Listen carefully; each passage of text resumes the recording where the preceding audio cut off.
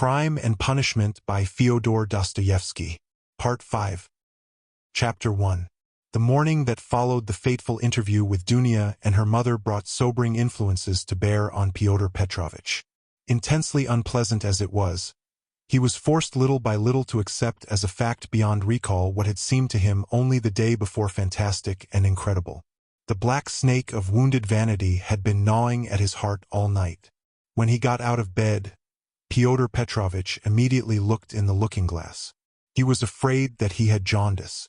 However, his health seemed unimpaired so far, and looking at his noble, clear-skinned countenance which had grown fattish of late, Pyotr Petrovich for an instant was positively comforted in the conviction that he would find another bride and, perhaps, even a better one.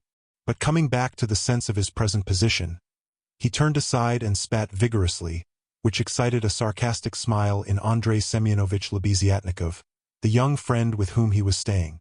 That smile Pyotr Petrovich noticed, and at once set it down against his young friend's account.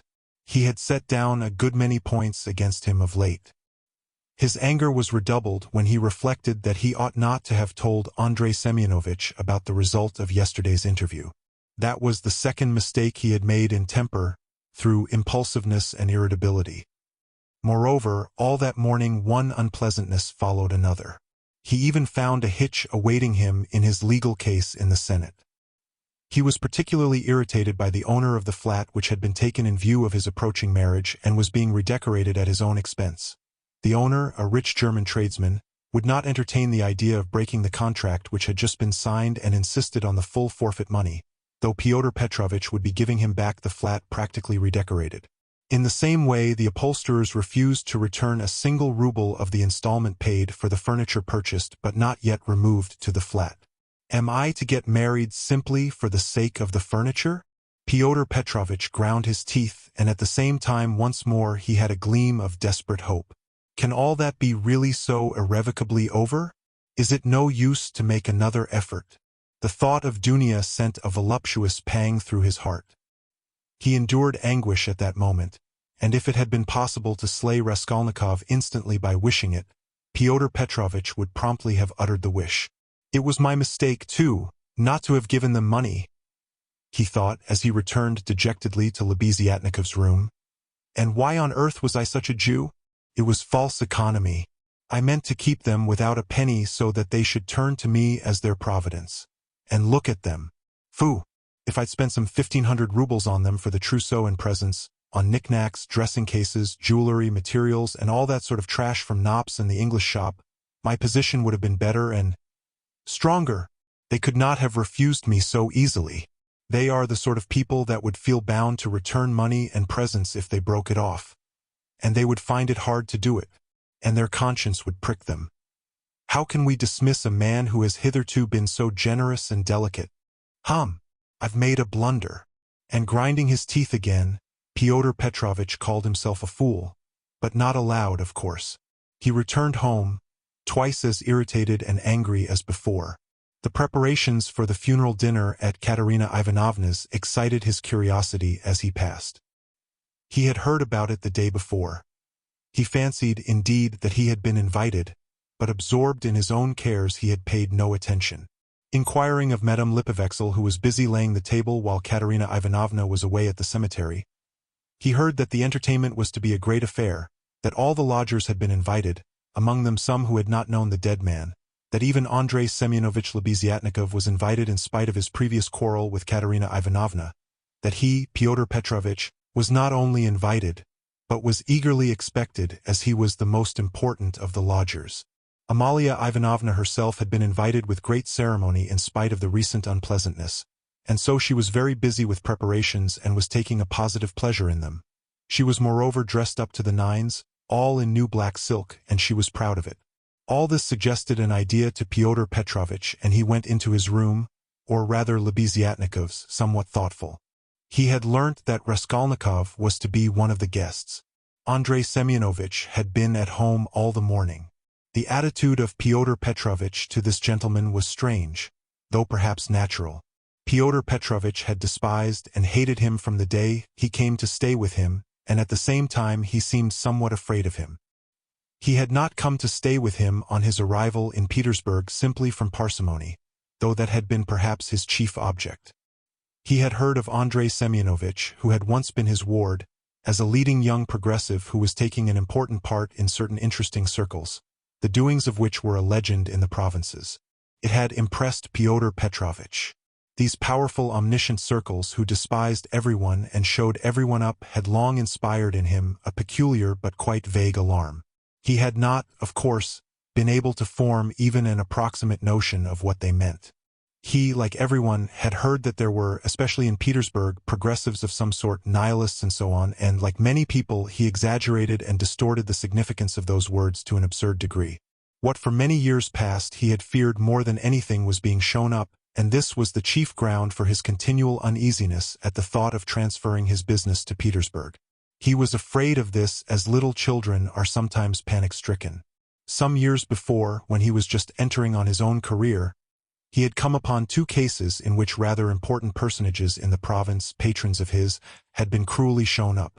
One instance had ended in great scandal for the person attacked, and the other had very nearly ended in serious trouble. For this reason Pyotr Petrovitch intended to go into the subject as soon as he reached Petersburg and, if necessary, to anticipate contingencies by seeking the favor of our younger generation.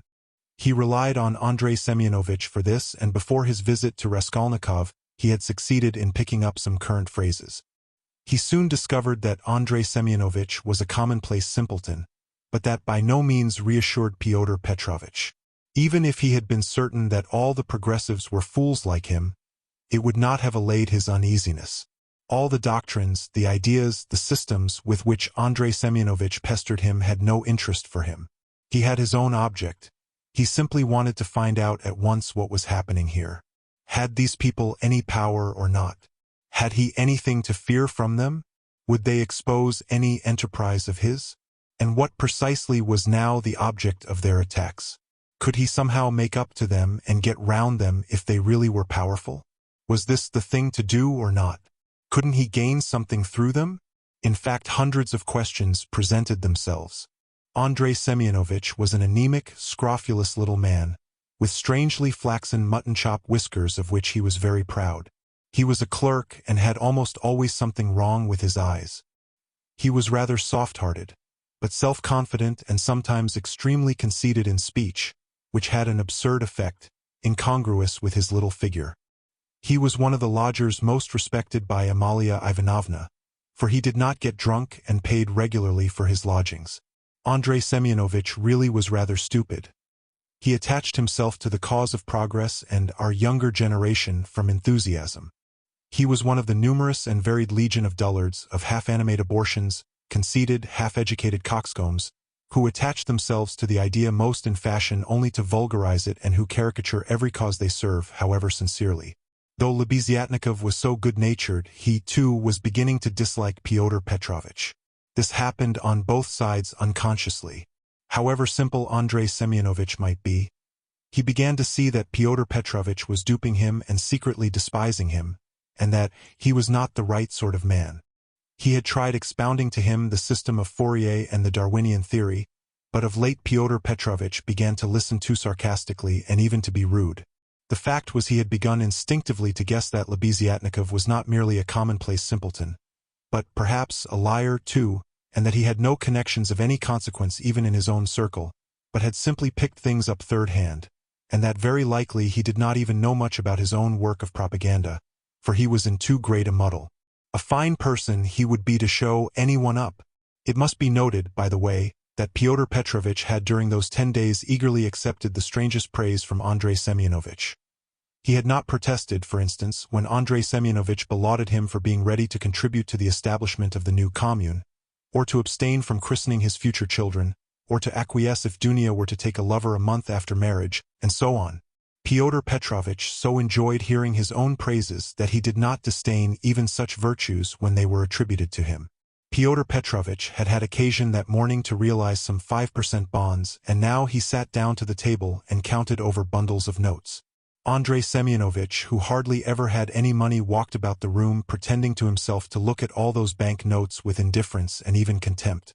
Nothing would have convinced Pyotr Petrovitch that Andrei Semyonovitch could really look on the money unmoved, and the latter, on his side, kept thinking bitterly that Pyotr Petrovitch was capable of entertaining such an idea about him and was, perhaps, glad of the opportunity of teasing his young friend by reminding him of his inferiority and the great difference between them.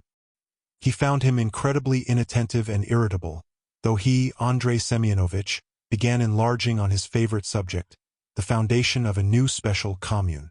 The brief remarks that dropped from Pyotr Petrovitch between the clicking of the beads on the reckoning frame betrayed unmistakable and discourteous irony.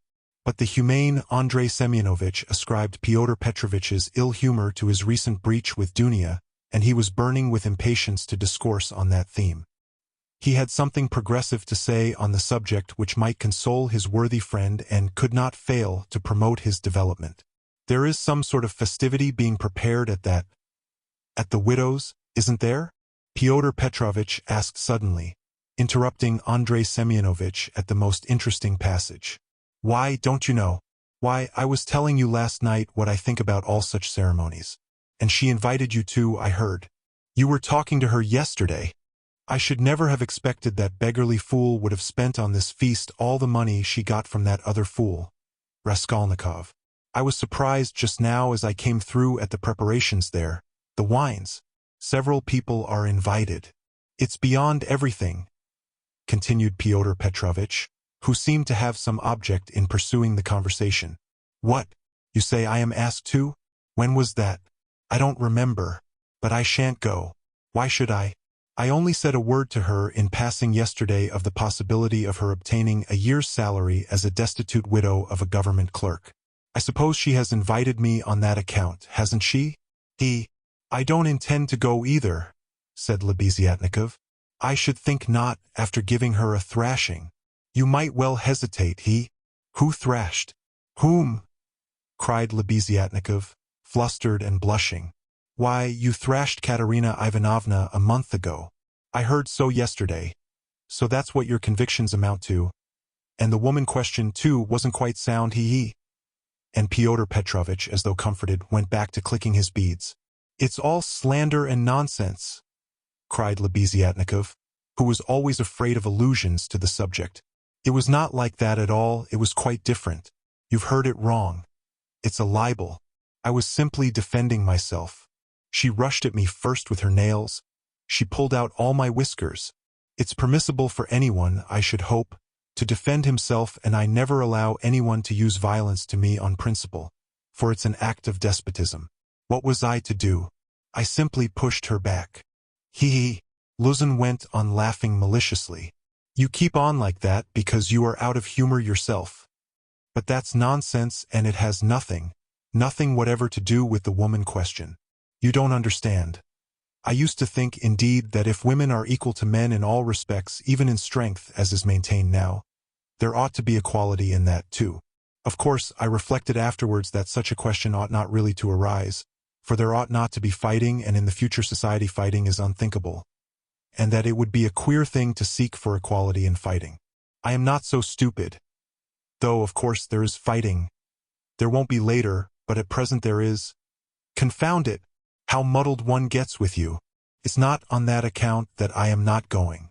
I am not going on principle, not to take part in the revolting convention of memorial dinners. That's why. Though, of course, one might go to laugh at it. I am sorry there won't be any priests at it. I should certainly go if there were. Then you would sit down at another man's table and insult it and those who invited you. Certainly not insult, but protest. I should do it with a good object. I might indirectly assist the cause of enlightenment and propaganda.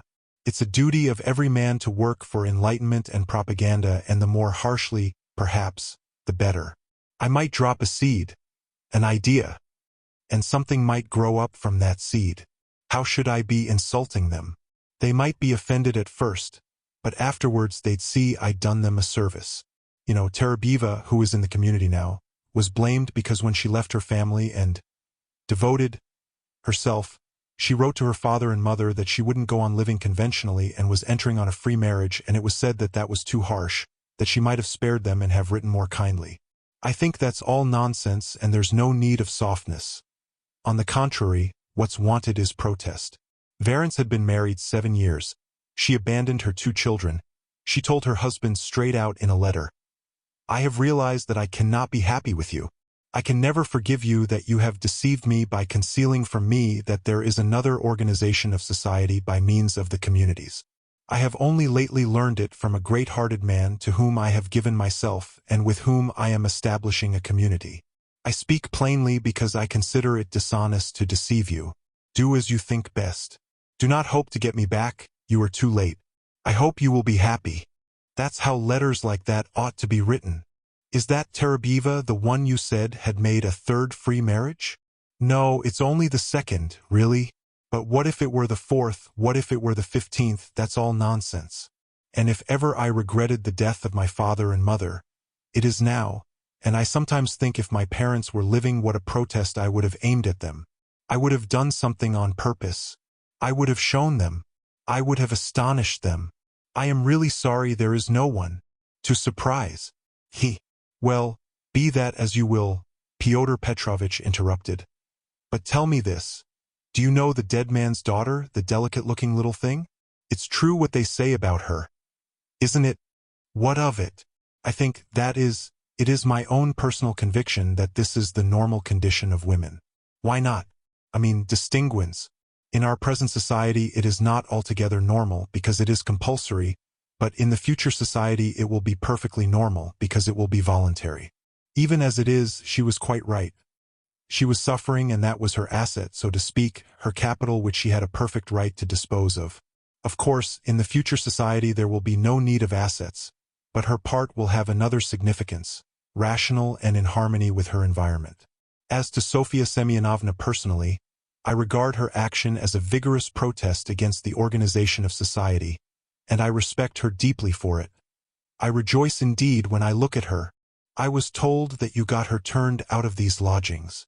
Lebeziatnikov was enraged. That's another slander, he yelled. It was not so at all. That was all Katerina Ivanovna's invention, for she did not understand. And I never made love to Sofia Semyonovna. I was simply developing her, entirely disinterestedly, trying to rouse her to protest. All I wanted was her protest, and Sofia Semyonovna could not have remained here anyway. Have you asked her to join your community? You keep on laughing, and very inappropriately. Allow me to tell you, you don't understand. There is no such role in a community. The community is established that there should be no such roles. In a community, such a role is essentially transformed, and what is stupid here is sensible there. What, under present conditions, is unnatural becomes perfectly natural in the community. It all depends on the environment. It's all the environment, and man himself is nothing. And I am on good terms with Sofia Semyonovna to this day, which is a proof that she never regarded me as having wronged her. I am trying now to attract her to the community, but on quite a different footing. What are you laughing at? We are trying to establish a community of our own, a special one on a broader basis. We have gone further in our convictions. We reject more. And meanwhile, I'm still developing Sofia Semyonovna. She has a beautiful character. And you take advantage of her fine character, eh? No. Oh no. On the contrary. Oh, on the contrary. A queer thing to say. Believe me, why should I disguise it? In fact, I feel it strange myself how timid, chaste and modern she is with me. And you, of course, are developing her. Trying to prove to her that all that modesty is nonsense. Not at all, not at all. How coarsely, how stupidly. Excuse me saying so. You misunderstand the word development. Good heavens. How crude you still are. We are striving for the freedom of women, and you have only one idea in your head. Setting aside the general question of chastity and feminine modesty as useless in themselves and indeed prejudices, I fully accept her chastity with me, because that's for her to decide. Of course, if she were to tell me herself that she wanted me, I should think myself very lucky because I like the girl very much. But as it is, no one has ever treated her more courteously than I, with more respect for her dignity. I wait in hopes, that's all. You had much better make her a present of something. I bet you never thought of that. You don't understand, as I've told you already. Of course, she is in such a position, but it's another question. Quite another question. You simply despise her. Seeing a fact which you mistakenly consider deserving of contempt, you refuse to take a humane view of a fellow creature. You don't know what a character she is. I am only sorry that of late she has quite given up reading and borrowing books. I used to lend them to her. I am sorry, too, that with all the energy and resolution in protesting, which she has already shown once, she has little self-reliance, little, so to say, independence, so as to break free from certain prejudices and certain foolish ideas. Yet she thoroughly understands some questions, for instance about kissing of hands, that is, that it's an insult to a woman for a man to kiss her hand, because it's a sign of inequality. We had a debate about it and I described it to her. She listened attentively to an account of the workmen's associations in France, too. Now I am explaining the question of coming into the room in the future society. And what's that, pray? We had a debate lately on the question. Has a member of the community the right to enter another member's room, whether man or woman, at any time? And we decided that he has. It might be at an inconvenient moment, Lebeziatnikov was really angry. You are always thinking of something unpleasant, he cried with aversion. Tfu! How vexed I am that, when I was expounding our system, I referred prematurely to the question of personal privacy. It's always a stumbling block to people like you. They turn it into ridicule before they understand it. And how proud they are of it, too. Tfu! I've often maintained that that question should not be approached by a novice till he has a firm faith in the system. And tell me, please, what do you find so shameful even in cesspools? I should be the first to be ready to clean out any cesspool you like. And it's not a question of self-sacrifice. It's simply work, honorable, useful work which is as good as any other and much better than the work of a Raphael and a Pushkin, because it is more useful. And more honorable, he. What do you mean by more honorable? I don't understand such expressions to describe human activity. More honorable, nobler. All those are old-fashioned prejudices which I reject. Everything which is of use to mankind is honorable. I only understand one word. Useful. You can snigger as much as you like, but that's so. Fyodor Petrovitch laughed heartily. He had finished counting the money and was putting it away, but some of the notes he left on the table. The cesspool question had already been a subject of dispute between them. What was absurd was that it made Lebeziatnikov really angry, while it amused Luzin, and at that moment he particularly wanted to anger his young friend. It's your ill luck yesterday that makes you so ill-humored and annoying, blurted out Lebeziatnikov, who in spite of his independence and his protests, did not venture to oppose Pyotr Petrovitch and still behaved to him with some of the respect habitual in earlier years. You'd better tell me this, Pyotr Petrovitch interrupted with haughty displeasure. Can you? Or rather, are you really friendly enough with that young person to ask her to step in here for a minute? I think they've all come back from the cemetery. I heard the sound of steps. I want to see her, that young person. What for? Lebeziatnikov asked with surprise. Oh, I want to. I am leaving here today or tomorrow, and therefore I wanted to speak to her about. However, you may be present during the interview. It's better you should be, indeed. For there's no knowing what you might imagine. I shan't imagine anything. I only asked, and, if you've anything to say to her, nothing is easier than to call her in. I'll go directly, and you may be sure I won't be in your way.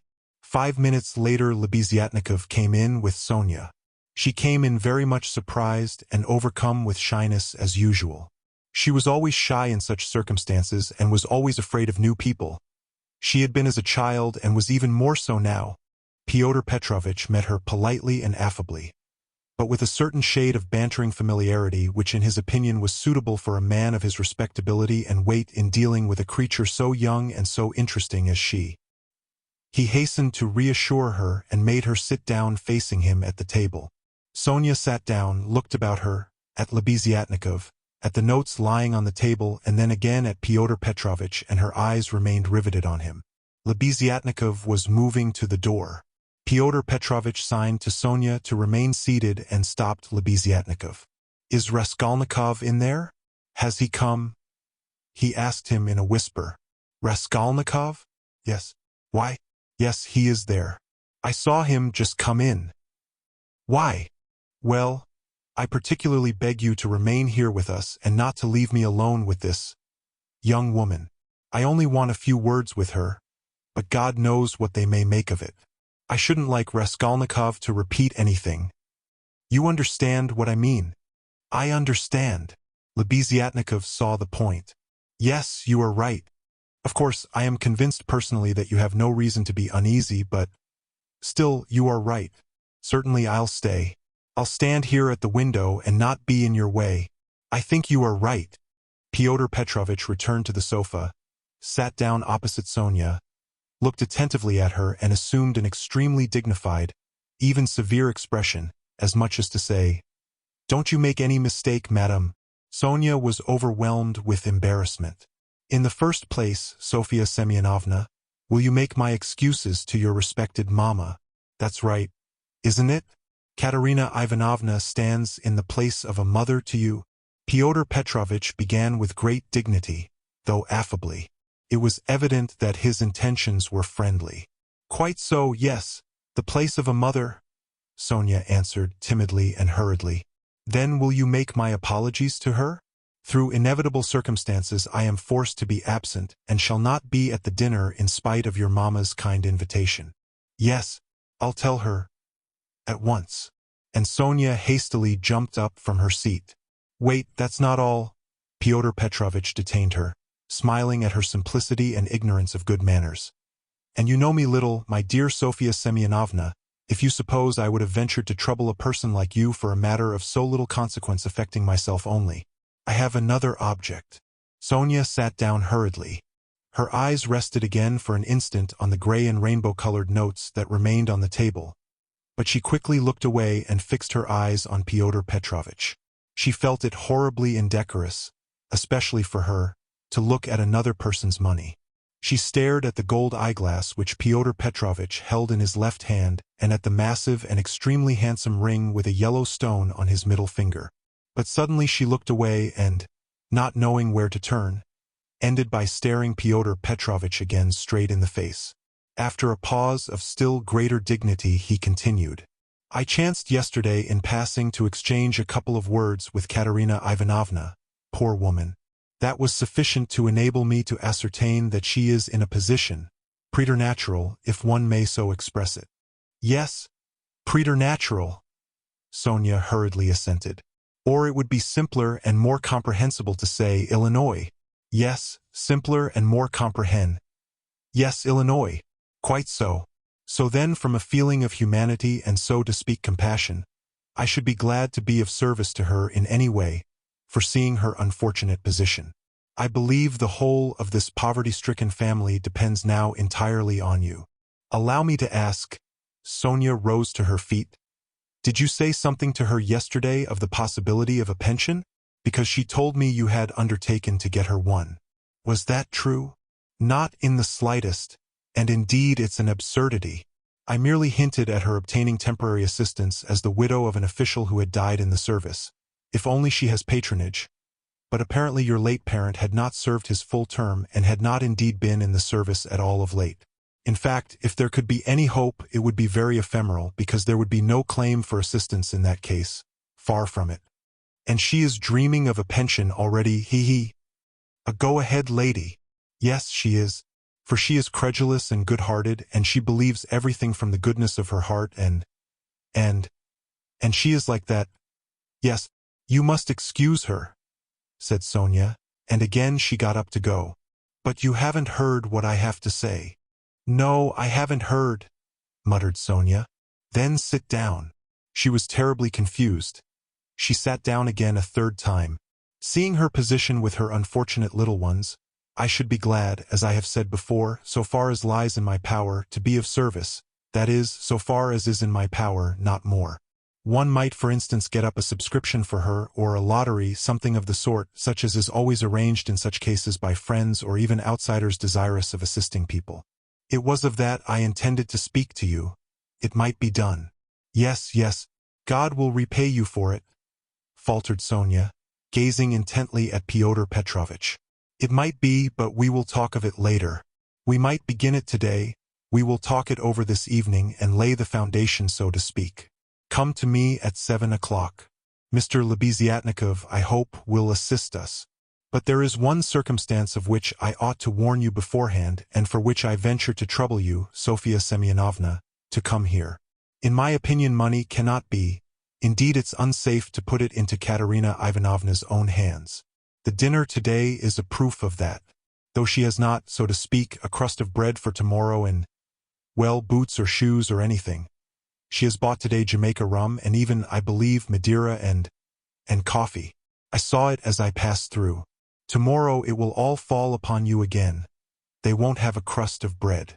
It's absurd, really, and so, to my thinking, a subscription ought to be raised so that the unhappy widow should not know of the money. But only you, for instance. Am I right? I don't know. This is only today, once in her life. She was so anxious to do honor, to celebrate the memory, and she is very sensible. But just as you think, and I shall be very, they will all be, and God will reward, and the orphans. Sonia burst into tears. Very well, then, keep it in mind.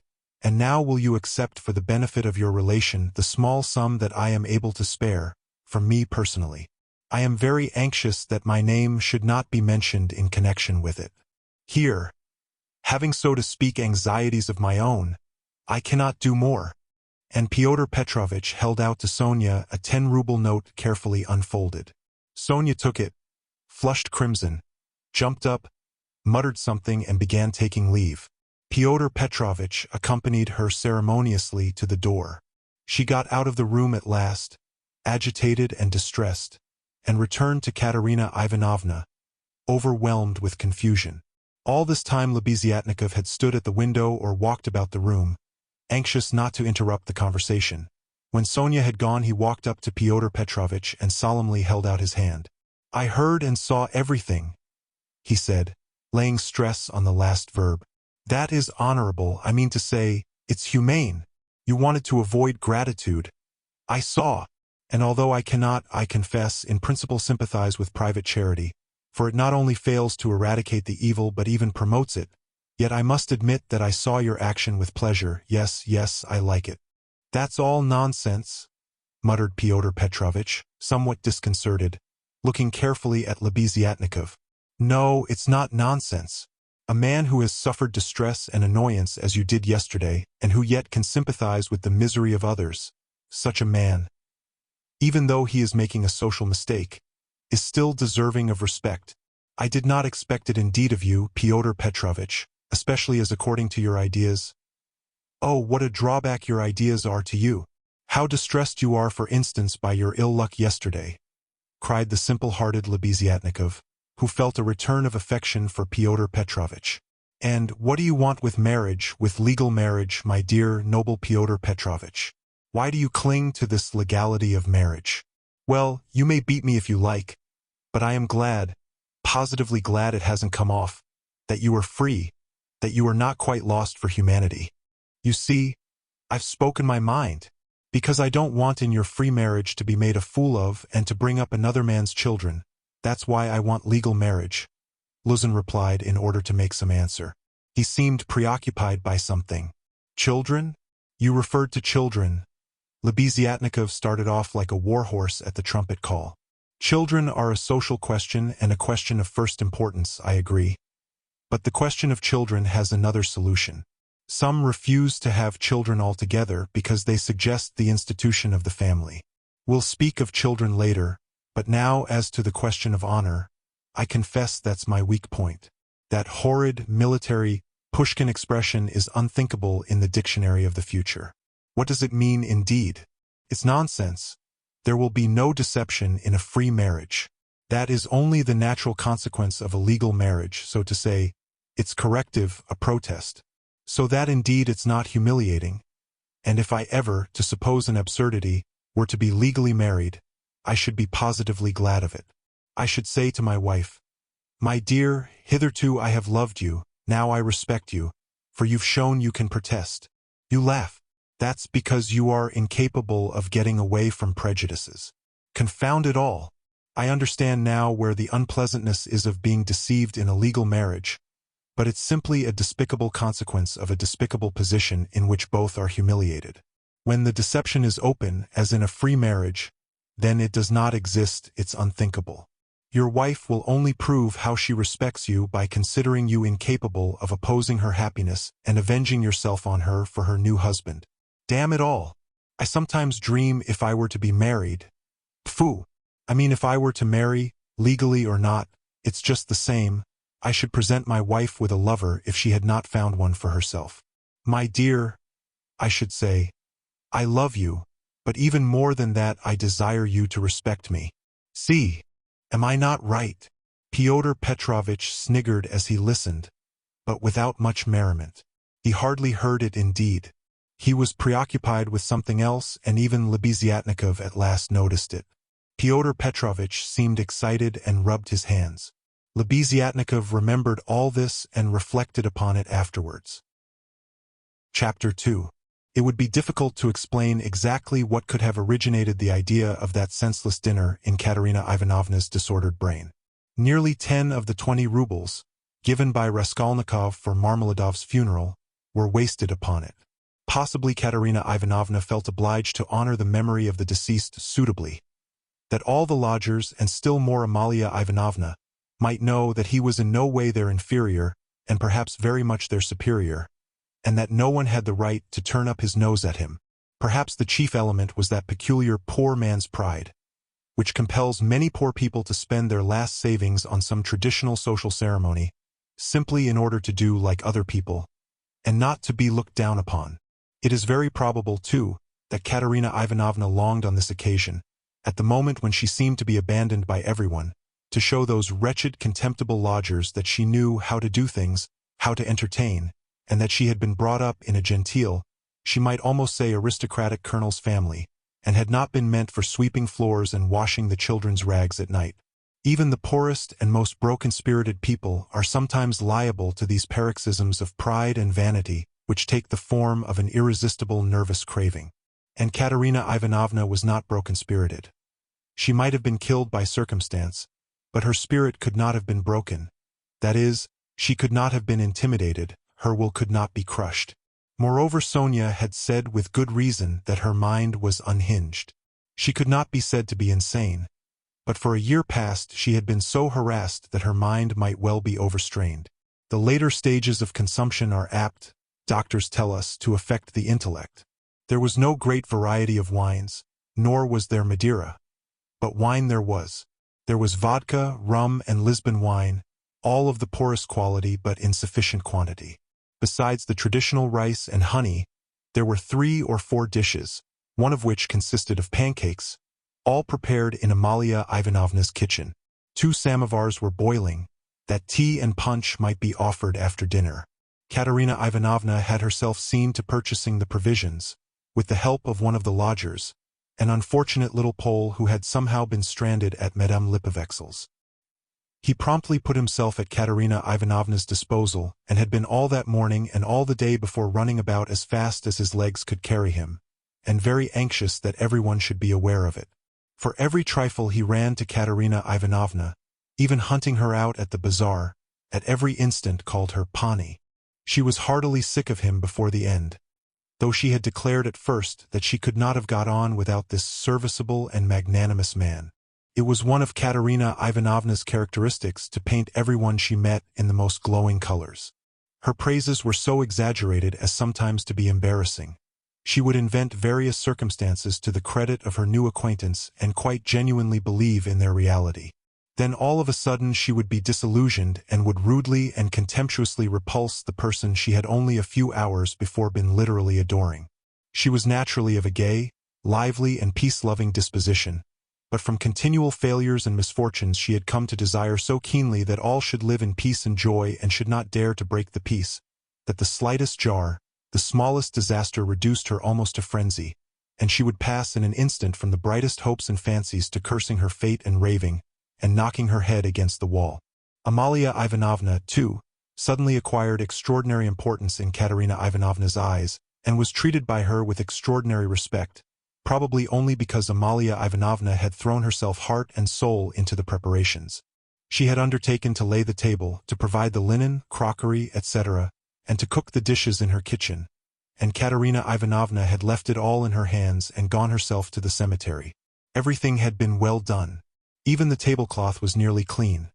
The crockery, knives, forks and glasses were, of course, of all shapes and patterns, lent by different lodgers, but the table was properly laid at the time fixed, and Amalia Ivanovna, feeling she had done her work well, had put on a black silk dress and a cap with new mourning ribbons and met the returning party with some pride.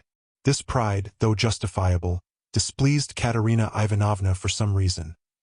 As though the table could not have been laid except by Amalia Ivanovna. She disliked the cap with new ribbons, too.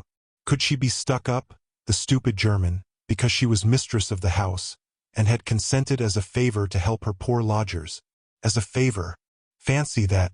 Katerina Ivanovna's father, who had been a colonel and almost a governor, had sometimes had the table set for 40 persons, and then anyone like Amalia Ivanovna, or rather Ludwigovna, would not have been allowed into the kitchen.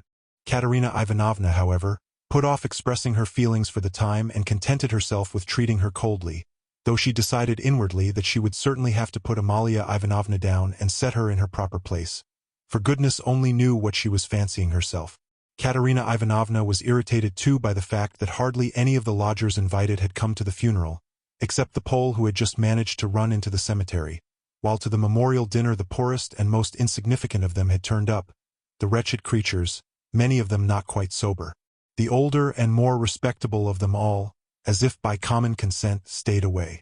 Fyodor Petrovich Luzin, for instance, who might be said to be the most respectable of all the lodgers, did not appear, though Katerina Ivanovna had the evening before told all the world, that is Amalia Ivanovna, Polenka, Sonia and the Pole, that he was the most generous, noble-hearted man with a large property and vast connections, who had been a friend of her first husband's, and a guest in her father's house, and that he had promised to use all his influence to secure her a considerable pension.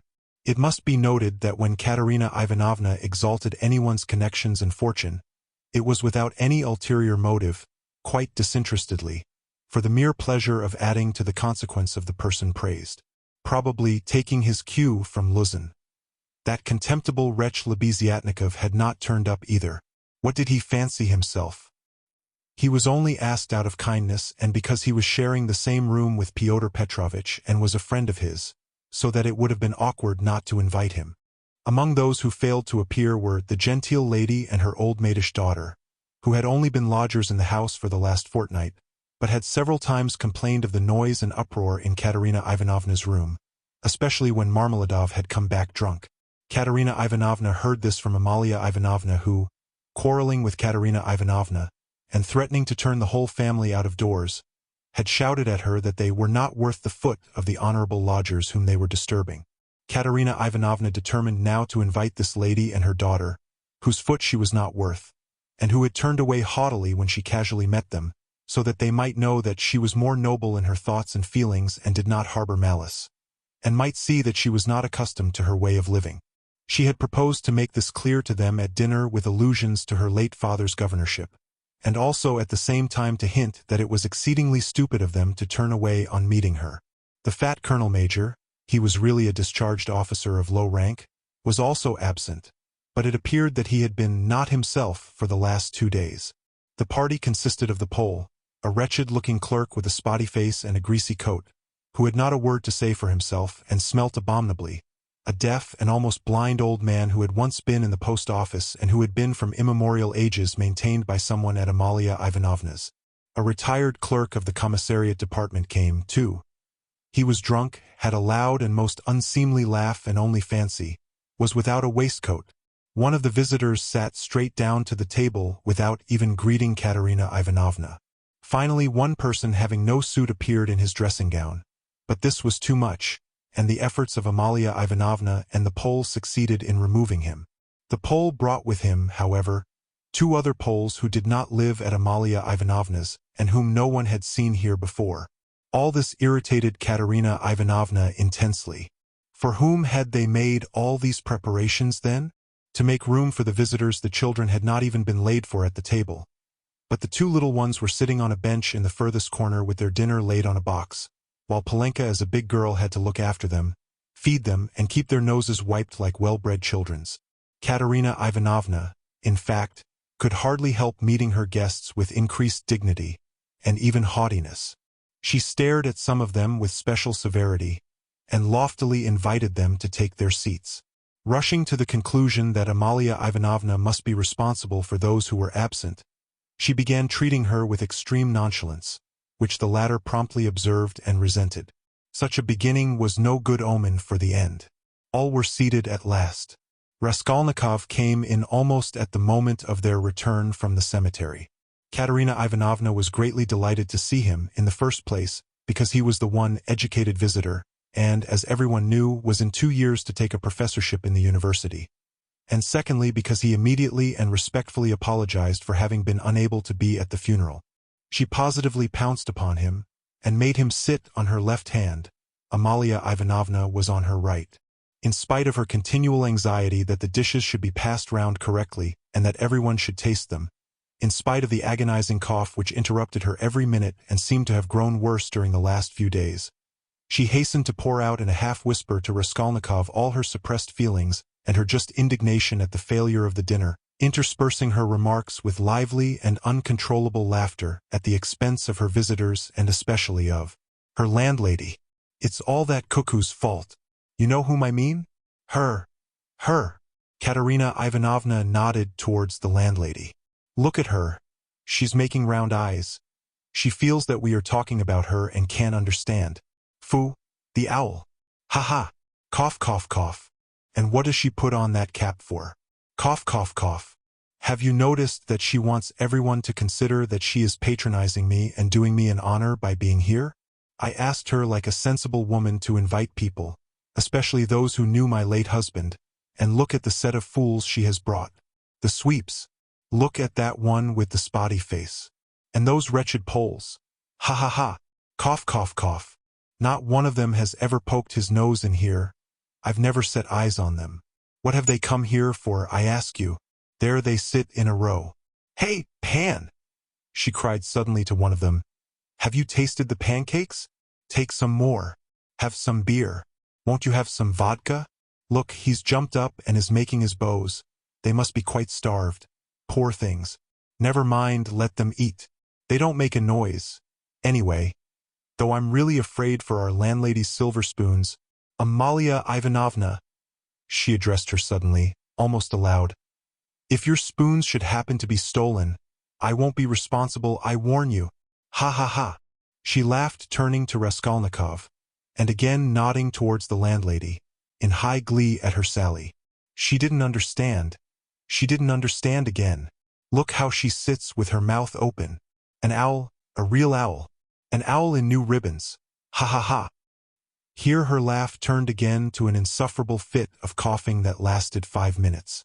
Drops of perspiration stood out on her forehead, and her handkerchief was stained with blood.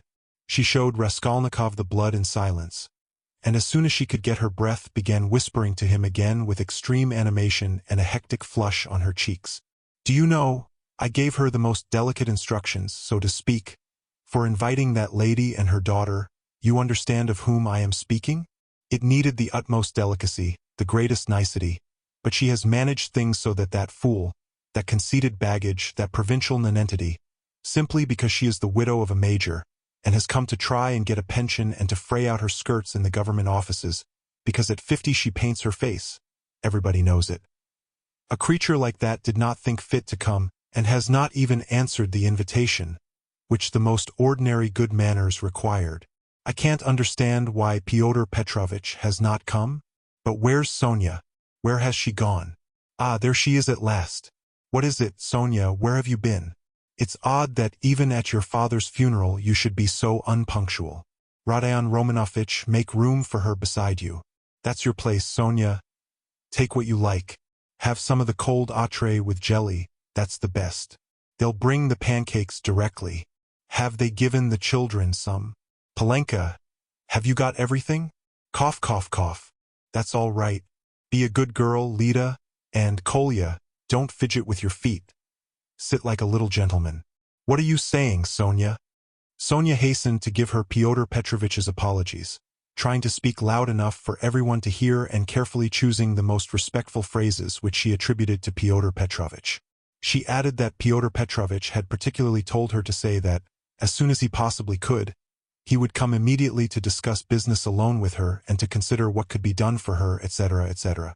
Sonia knew that this would comfort Katerina Ivanovna, would flatter her and gratify her pride. She sat down beside Raskolnikov. She made him a hurried bow, glancing curiously at him. But for the rest of the time she seemed to avoid looking at him or speaking to him. She seemed absent-minded, though she kept looking at Katerina Ivanovna, trying to please her. Neither she nor Katerina Ivanovna had been able to get mourning. Sonia was wearing dark brown, and Katerina Ivanovna had on her only dress, a dark striped cotton one. The message from Pyotr Petrovitch was very successful. Listening to Sonia with dignity, Katerina Ivanovna inquired with equal dignity how Pyotr Petrovitch was, then at once whispered almost aloud to Raskolnikov that it certainly would have been strange for a man of Pyotr Petrovitch's position and standing to find himself in such extraordinary company, in spite of his devotion to her family and his old friendship with her father.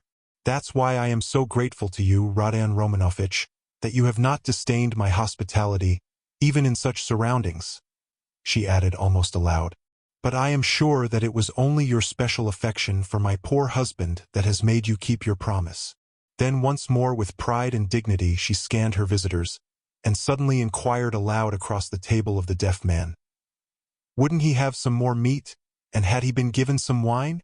The old man made no answer and for a long while could not understand what he was asked, though his neighbors amused themselves by poking and shaking him. He simply gazed about him with his mouth open, which only increased the general mirth. What an imbecile! Look, look! Why was he brought? But as to Pyotr Petrovitch, I always had confidence in him, Katerina Ivanovna continued. And of course he is not like... With an extremely stern face she addressed Amalia Ivanovna so sharply and loudly that the latter was quite disconcerted. Not like your dressed-up draggletails whom my father would not have taken as cooks into his kitchen, and my late husband would have done them honor if he had invited them in the goodness of his heart. Yes, he was fond of drink. He was fond of it. He did drink, cried the commissariat clerk, gulping down his 12th glass of vodka. My late husband certainly had that weakness, and everyone knows it. Katerina Ivanovna attacked him at once. But he was a kind and honorable man, who loved and respected his family. The worst of it was his good nature made him trust all sorts of disreputable people, and he drank with fellows who were not worth the sole of his shoe. Would you believe it, Rodion Romanovitch? They found a gingerbread cock in his pocket. He was dead drunk, but he did not forget the children. A cock? Did you say a cock? Shouted the commissariat clerk. Katerina Ivanovna did not vouchsafe a reply. She sighed, lost in thought. No doubt you think, like everyone, that I was too severe with him, she went on, addressing Raskolnikov. But that's not so. He respected me. He respected me very much. He was a kind-hearted man, and how sorry I was for him sometimes. He would sit in a corner and look at me. I used to feel so sorry for him. I used to want to be kind to him and then would think to myself, be kind to him and he will drink again. It was only by severity that you could keep him within bounds. Yes, he used to get his hair pulled pretty often, roared the commissariat clerk again, swallowing another glass of vodka. Some fools would be the better for a good drubbing, as well as having their hair pulled. I am not talking of my late husband now. Katerina Ivanovna snapped at him. The flush on her cheeks grew more and more marked. Her chest heaved.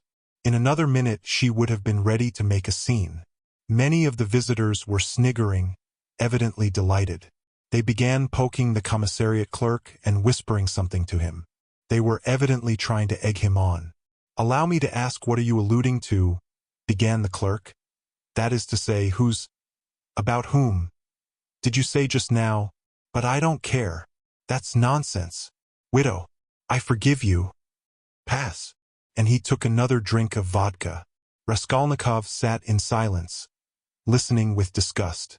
He only ate from politeness, just tasting the food that Katerina Ivanovna was continually putting on his plate, to avoid hurting her feelings. He watched Sonia intently, but Sonia became more and more anxious and distressed. She, too, foresaw that the dinner would not end peaceably, and saw with terror Katerina Ivanovna's growing irritation. She knew that she, Sonia, was the chief reason for the genteel lady's contemptuous treatment of Katerina Ivanovna's invitation. She had heard from Amalia Ivanovna that the mother was positively offended at the invitation and had asked the question. How could she let her daughter sit down beside that young person? Sonia had a feeling that Katerina Ivanovna had already heard this, and an insult to Sonia meant more to Katerina Ivanovna than an insult to herself, her children, or her father. Sonia knew that Katerina Ivanovna would not be satisfied now, till she had shown those draggle-tails that they were both. To make matters worse, someone passed Sonia, from the other end of the table, a plate with 2 hearts pierced with an arrow, cut out of black bread. Katerina Ivanovna flushed crimson, and at once said aloud across the table that the man who sent it was a drunken ass. Amalia Ivanovna was foreseeing something amiss, and at the same time deeply wounded by Katerina Ivanovna's haughtiness, and to restore the good humor of the company and raise herself in their esteem, she began, apropos of nothing, telling a story about an acquaintance of hers, Karl from the chemist's, who was driving one night in a cab, and that the cabman wanted him to kill, and Karl very much begged him not to kill, and wept and clasped hands, and frightened and from fear pierced his heart. Though Katerina Ivanovna smiled, she observed at once that Amalia Ivanovna ought not to tell anecdotes in Russian. The latter was still more offended, and she retorted that her Fatayus Berlin was a very important man, and always went with his hands in pockets. Katerina Ivanovna could not restrain herself and laughed so much that Amalia Ivanovna lost patience and could scarcely control herself. "Listen to the owl," Katerina Ivanovna whispered at once, her good humor almost restored. She meant to say he kept his hands in his pockets, but she said he put his hands in people's pockets. Cough, cough. And have you noticed, Rodion Romanovitch, that all these Petersburg foreigners, the Germans especially, are all stupider than we? Can you fancy any one of us telling how Karl from the chemist's pierced his heart from fear, and that the idiot, instead of punishing the cabman, clasped his hands and wept, and much begged? Ah, the fool! And you know she fancies it's very touching, and does not suspect how stupid she is. To my thinking that drunken commissariat clerk is a great deal cleverer. Anyway, one can see that he has addled his brains with drink. But, you know, these foreigners are always so well behaved and serious. Look how she sits glaring. She is angry. Ha-ha. Cough, cough, cough. Regaining her good humor, Katerina Ivanovna began at once telling Raskolnikov that when she had obtained her pension, she intended to open a school for the daughters of gentlemen in her native town T. This was the first time she had spoken to him of the project, and she launched out into the most alluring details. It suddenly appeared that Katerina Ivanovna had in her hands the very certificate of honor of which Marmeladov had spoken to Raskolnikov in the tavern, when he told him that Katerina Ivanovna, his wife, had danced the shawl dance before the governor and other great personages on leaving school. This certificate of honor was obviously intended now to prove Katerina Ivanovna's right to open a boarding school, but she had armed herself with it chiefly with the object of overwhelming those 2 stuck-up draggle-tails, if they came to the dinner, and proving incontestably that Katerina Ivanovna was of the most noble, she might even say aristocratic family, a colonel's daughter, and was far superior to certain adventuresses who have been so much to the fore of late. The certificate of honor immediately passed into the hands of the drunken guests, and Katerina Ivanovna did not try to retain it, for it actually contained the statement en toutes lettres, that her father was of the rank of a major, and also a companion of an order, so that she really was almost the daughter of a colonel. Warming up, Katerina Ivanovna proceeded to enlarge on the peaceful and happy life they would lead in T, on the gymnasium teachers whom she would engage to give lessons in her boarding school, one a most respectable old Frenchman, one Mangot, who had taught Katerina Ivanovna herself in old days and was still living in T, and would no doubt teach in her school on moderate terms. Next she spoke of Sonia, who would go with her to T, and help her in all her plans. At this someone at the further end of the table gave a sudden guffaw.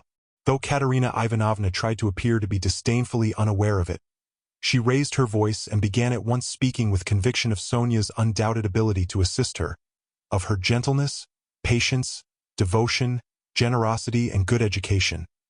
Tapping Sonia on the cheek and kissing her warmly twice, Sonia flushed crimson, and Katerina Ivanovna suddenly burst into tears, immediately observing that she was nervous and silly, that she was too much upset, that it was time to finish, and as the dinner was over, it was time to hand round the tea. At that moment, Amalia Ivanovna, deeply aggrieved at taking no part in the conversation, and not being listened to, made one last effort, and with secret misgivings ventured on an exceedingly deep and weighty observation. that in the future boarding school she would have to pay particular attention to dye wash, and that there certainly must be a good dame to look after the linen, and secondly that the young ladies must not novels at night read. Katerina Ivanovna, who certainly was upset and very tired, as well as heartily sick of the dinner, at once cut short Amalia Ivanovna, saying she knew nothing about it and was talking nonsense, that it was the business of the laundry maid, and not of the directress of a high-class boarding school to look after dye wash, and as for novel reading, that was simply rudeness, and she begged her to be silent. Amalia Ivanovna fired up and getting angry observed that she only meant her good, and that she had meant her very good, and that it was long since she had paid her gold for the lodgings. Katerina Ivanovna at once set her down, saying that it was a lie to say she wished her good, because only yesterday when her dead husband was lying on the table, she had worried her about the lodgings. To this Amalia Ivanovna very appropriately observed that she had invited those ladies. But those ladies had not come, because those ladies are ladies and cannot come to a lady who is not a lady. Katerina Ivanovna at once pointed out to her that as she was a slut she could not judge what made one really a lady. Amalia Ivanovna at once declared that her Fyodor Berlin was a very, very important man, and both hands in pockets went, and always used to say, "Poof! Poof!" And she leapt up from the table to represent her father, sticking her hands in her pockets, puffing her cheeks, and uttering vague sounds resembling "poof! Poof!" amid loud laughter from all the lodgers, who purposely encouraged Amalia Ivanovna, hoping for a fight. But this was too much for Katerina Ivanovna, and she at once declared, so that all could hear, that Amalia Ivanovna probably never had a father, but was simply a drunken Petersburg Finn, and had certainly once been a cook and probably something worse. Amalia Ivanovna turned as red as a lobster and squealed that perhaps Katerina Ivanovna never had a father. But she had a Fyodor Berlin, and that he wore a long coat and always said "poof, poof, poof." Katerina Ivanovna observed contemptuously that all knew what her family was, and that on that very certificate of honor it was stated in print that her father was a colonel, while Amalia Ivanovna's father, if she really had one, was probably some Finnish milkman, but that probably she never had a father at all, since it was still uncertain whether her name was Amalia Ivanovna or Amalia Ludwigovna. At this Amalia Ivanovna, lashed to fury, struck the table with her fist, and shrieked that she was Amalia Ivanovna, and not Ludwigovna. That her fata was named Johann, and that he was a Bagomeista, and that Katerina Ivanovna's fata was quite never a Bagomeista.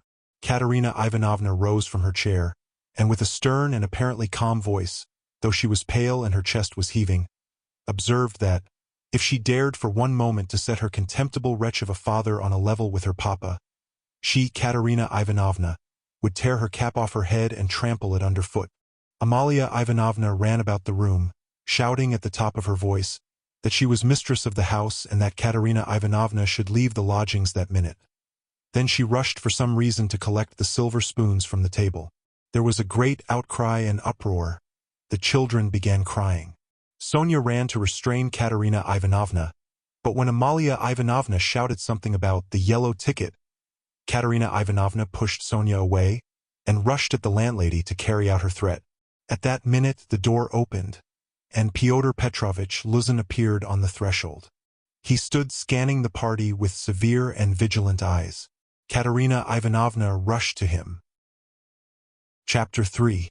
"Pyotr Petrovitch," she cried, "protect me.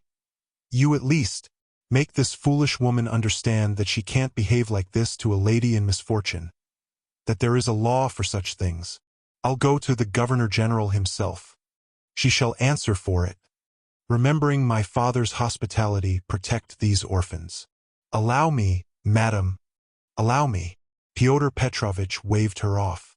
"Your papa, as you are well aware, I had not the honor of knowing," someone laughed aloud, "and I do not intend to take part in your everlasting squabbles with Amalia Ivanovna.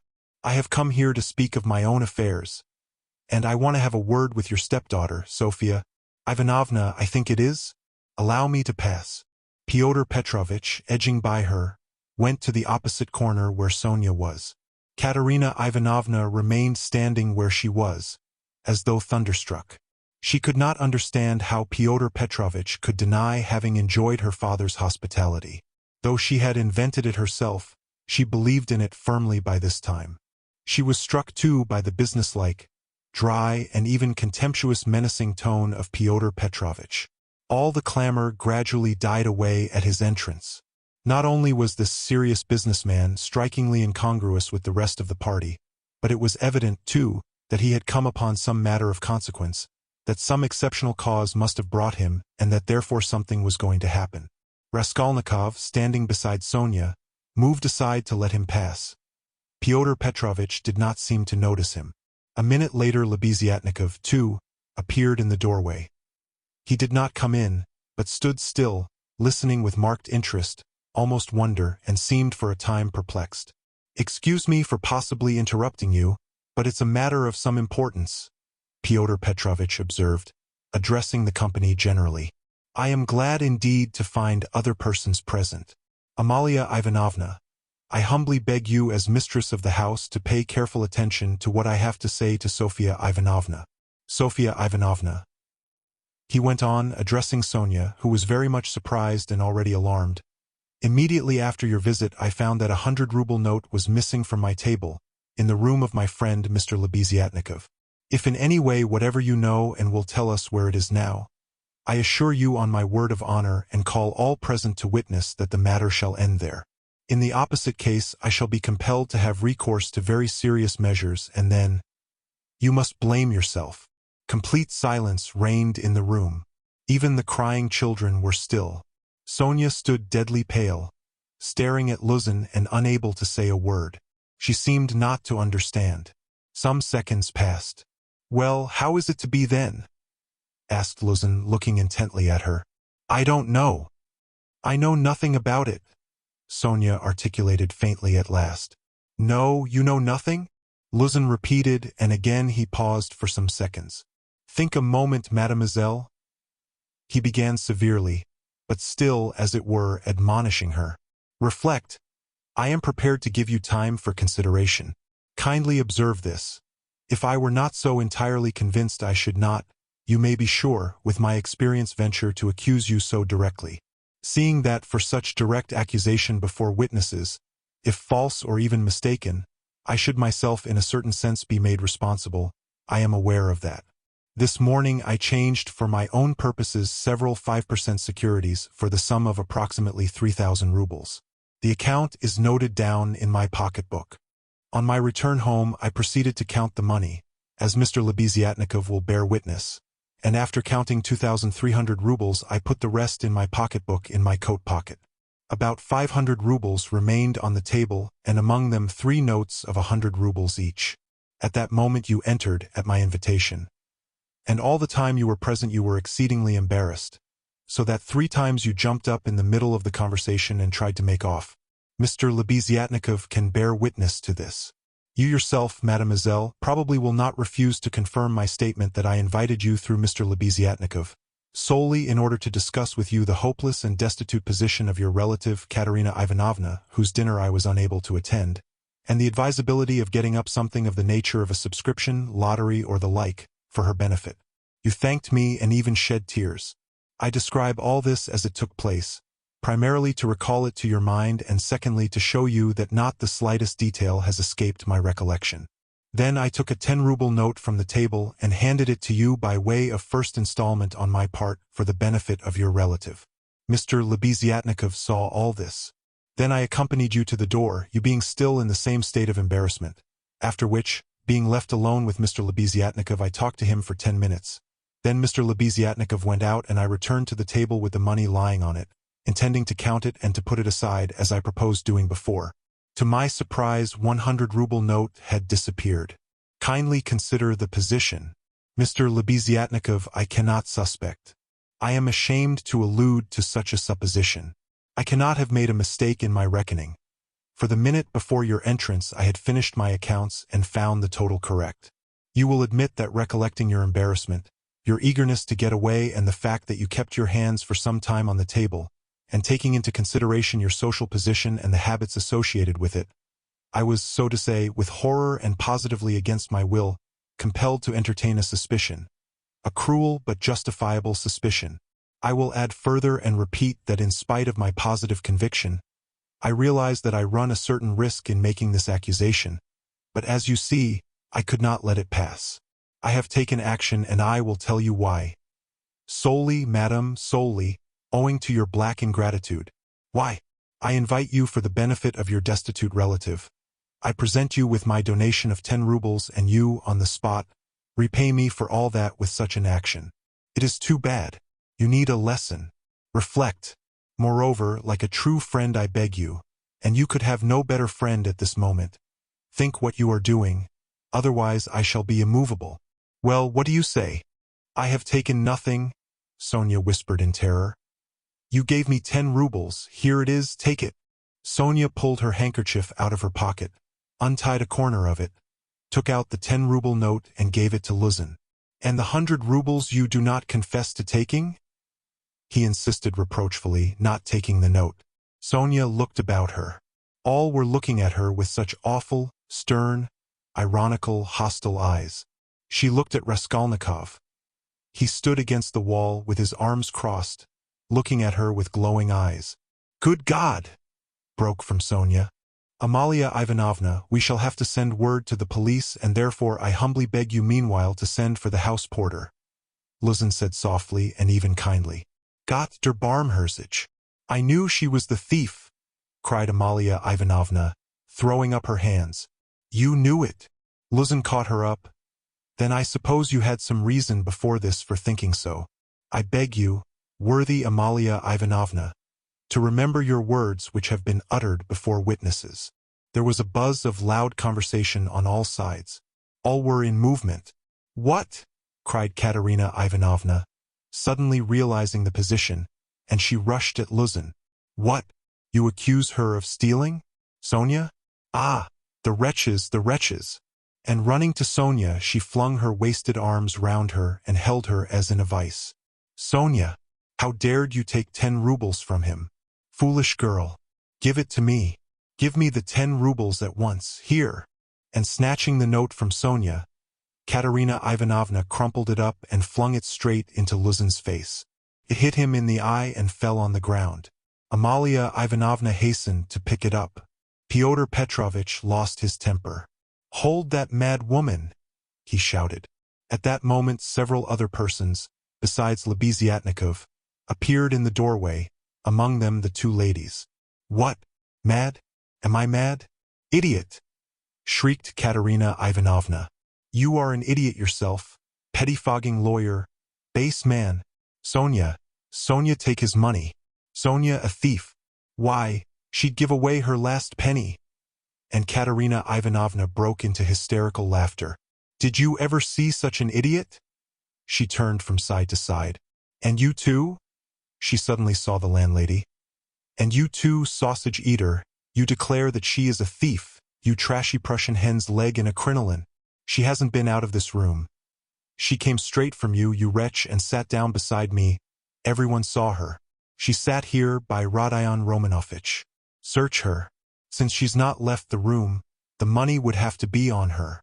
Search her. Search her.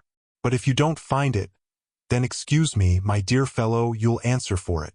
I'll go to our sovereign, to our gracious Tsar himself, and throw myself at his feet. Today, this minute. I am alone in the world. They would let me in. Do you think they wouldn't? You're wrong. I will get in. I will get in. You reckoned on her meekness. You relied upon that. But I am not so submissive. Let me tell you, you've gone too far yourself. Search her. Search her. And Katerina Ivanovna in a frenzy shook Luzin and dragged him towards Sonia. I am ready, I'll be responsible. But calm yourself, madam. Calm yourself. I see that you are not so submissive. Well, well, but as to that, Luzin muttered, that ought to be before the police. Though indeed there are witnesses enough as it is. I am ready. But in any case it's difficult for a man, on account of her sex. But with the help of Amalia Ivanovna, though of course it's not the way to do things. How is it to be done? As you will. Let anyone who likes search her, cried Katerina Ivanovna. Sonia, turn out your pockets. See, look, monster. The pocket is empty. Here was her handkerchief. Here is the other pocket. Look, juicy, juicy.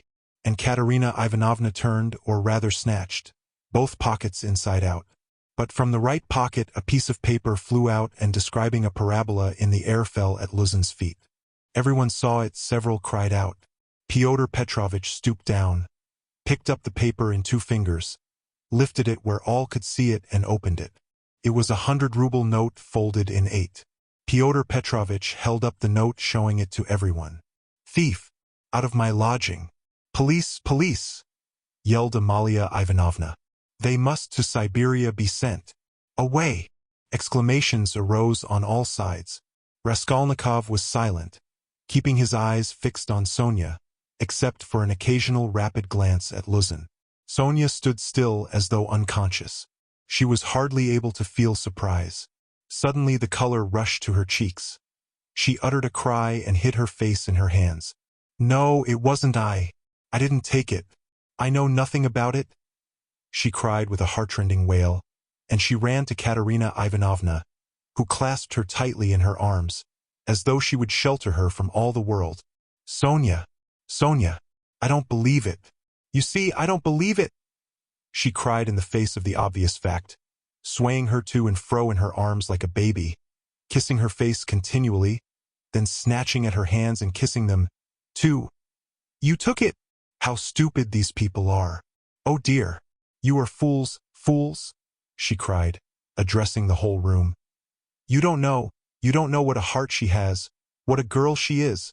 She'd take it, she'd sell her last rag. She'd go barefoot to help you if you needed it. That's what she is. She has the yellow passport because my children were starving. She sold herself for us.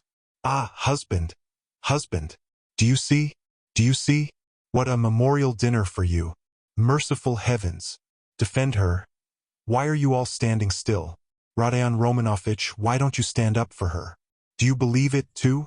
You are not worth her little finger. All of you together. Good God. Defend her now, at least. The wail of the poor, consumptive, helpless woman seemed to produce a great effect on her audience. The agonized, wasted, consumptive face, the parched, blood-stained lips, the hoarse voice, the tears unrestrained as a child's, the trustful, childish, and yet despairing prayer for help were so piteous that everyone seemed to feel for her. Fyodor Petrovich, at any rate, was at once moved to compassion. Madam, this incident does not reflect upon you," he cried impressively. "No one would take upon himself to accuse you of being an instigator or even an accomplice in it, especially as you have proved her guilt by turning out her pockets, showing that you had no previous idea of it. I am most ready to show compassion, if poverty, so to speak, drove Sofia Semyonovna to it. But why did you refuse to confess, mademoiselle? Were you afraid of the disgrace? The first step? You lost your head. Perhaps? One can quite understand it. But how could you have lowered yourself to such an action? Gentlemen," he addressed the whole company. "Gentlemen, compassionate and, so to say, commiserating these people. I am ready to overlook it even now in spite of the personal insult lavished upon me. And may this disgrace be a lesson to you for the future," he said, addressing Sonia. "And I will carry the matter no further. Enough." Fyodor Petrovich stole a glance at Raskolnikov. Their eyes met, and the fire in Raskolnikov's seemed ready to reduce him to ashes. Meanwhile, Katerina Ivanovna apparently heard nothing. She was kissing and hugging Sonia like a madwoman. The children, too, were embracing Sonia on all sides, and Polenka, though she did not fully understand what was wrong, was drowned in tears and shaking with sobs, as she hid her pretty little face, swollen with weeping, on Sonia's shoulder. "How vile!" a loud voice cried suddenly in the doorway. Fyodor Petrovich looked round quickly. "What vileness!" Lebeziatnikov repeated, staring him straight in the face. Fyodor Petrovich gave a positive start. All noticed it and recalled it afterwards. Lebeziatnikov strode into the room. "And you dared to call me as witness?" he said, going up to Fyodor Petrovich. "What do you mean? What are you talking about?" muttered Luzin.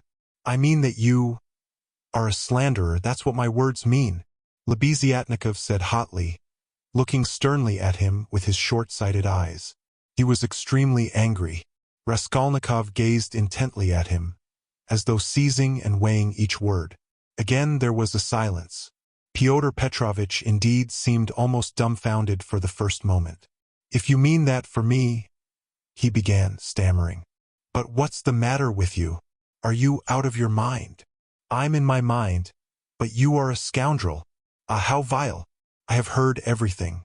I kept waiting on purpose to understand it, for I must own even now it is not quite logical.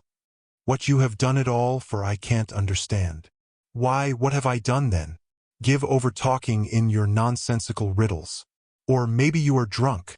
You may be a drunkard, perhaps, vile man, but I am not. I never touch vodka, for it's against my convictions." Would you believe it, he himself, with his own hands gave Sofia Semyonovna that 100-ruble note. "I saw it, I was a witness, I'll take my oath." "He did it, he!" repeated Lebeziatnikov, addressing all. "Are you crazy, milksop?" squealed Luzin. "She is herself before you. She herself here declared just now before everyone that I gave her only 10 rubles. How could I have given it to her?" I saw it, Lebeziatnikov repeated. "And though it is against my principles, I am ready this very minute to take any oath you like before the court, for I saw how you slipped it in her pocket. Only like a fool I thought you did it out of kindness. When you were saying goodbye to her at the door, while you held her hand in one hand, with the other, the left, you slipped the note into her pocket." I saw it. Luzin turned pale.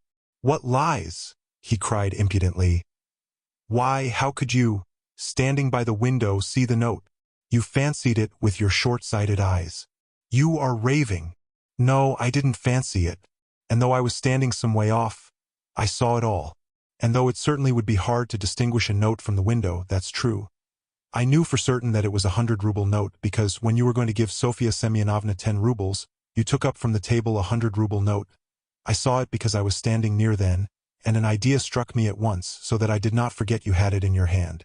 You folded it and kept it in your hand all the time. I didn't think of it again until, when you were getting up, you changed it from your right hand to your left and nearly dropped it. I noticed it because the same idea struck me again, that you meant to do her a kindness without my seeing. You can fancy how I watched you, and I saw how you succeeded in slipping it into her pocket. I saw it. I'll take my oath." Lebeziatnikov was almost breathless. Exclamations arose on all hands, chiefly expressive of wonder, but some were menacing in tone. They all crowded round Pyotr Petrovitch. Katerina Ivanovna flew to Lebeziatnikov. "I was mistaken in you. Protect her. You are the only one to take her part. She is an orphan. God has sent you." Katerina Ivanovna, hardly knowing what she was doing, sank on her knees before him. "A pack of nonsense!" yelled Luzin, roused to fury. "It's all nonsense you've been talking. An idea struck you, you didn't think, you noticed. What does it amount to? So I gave it to her on the sly on purpose? What for? With what object? What have I to do with this? What for? That's what I can't understand. But that what I am telling you is the fact, that's certain. So far from my being mistaken, you infamous criminal man, I remember how, on account of it, a question occurred to me at once, just when I was thanking you and pressing your hand. What made you put it secretly in her pocket? Why you did it secretly, I mean. Could it be simply to conceal it from me, knowing that my convictions are opposed to yours and that I do not approve of private benevolence, which effects no radical cure? Well, I decided that you really were ashamed of giving such a large sum before me. Perhaps, too, I thought, he wants to give her a surprise, when she finds a whole 100-ruble note in her pocket. For I know some benevolent people are very fond of decking out their charitable actions in that way. Then the idea struck me, too, that you wanted to test her, to see whether, when she found it, she would come to thank you. Then, too, that you wanted to avoid thanks and that, as the saying is, your right hand should not know. Something of that sort, in fact. I thought of so many possibilities that I put off considering it, but still thought it indelicate to show you that I knew your secret. But another idea struck me again, that Sofia Semyonovna might easily lose the money before she noticed it. That was why I decided to come in here to call her out of the room and to tell her that you put 100 rubles in her pocket. But on my way I went first to Madame Kobilatnikov's to take them the general treatise on the positive method, and especially to recommend Pitterit's article and also Wagner's. Then I come on here, and what a state of things I find. Now could I have all these ideas and reflections if I had not seen you put the 100-ruble note in her pocket." When Lebeziatnikov finished his long-winded harangue with the logical deduction at the end, he was quite tired, and the perspiration streamed from his face.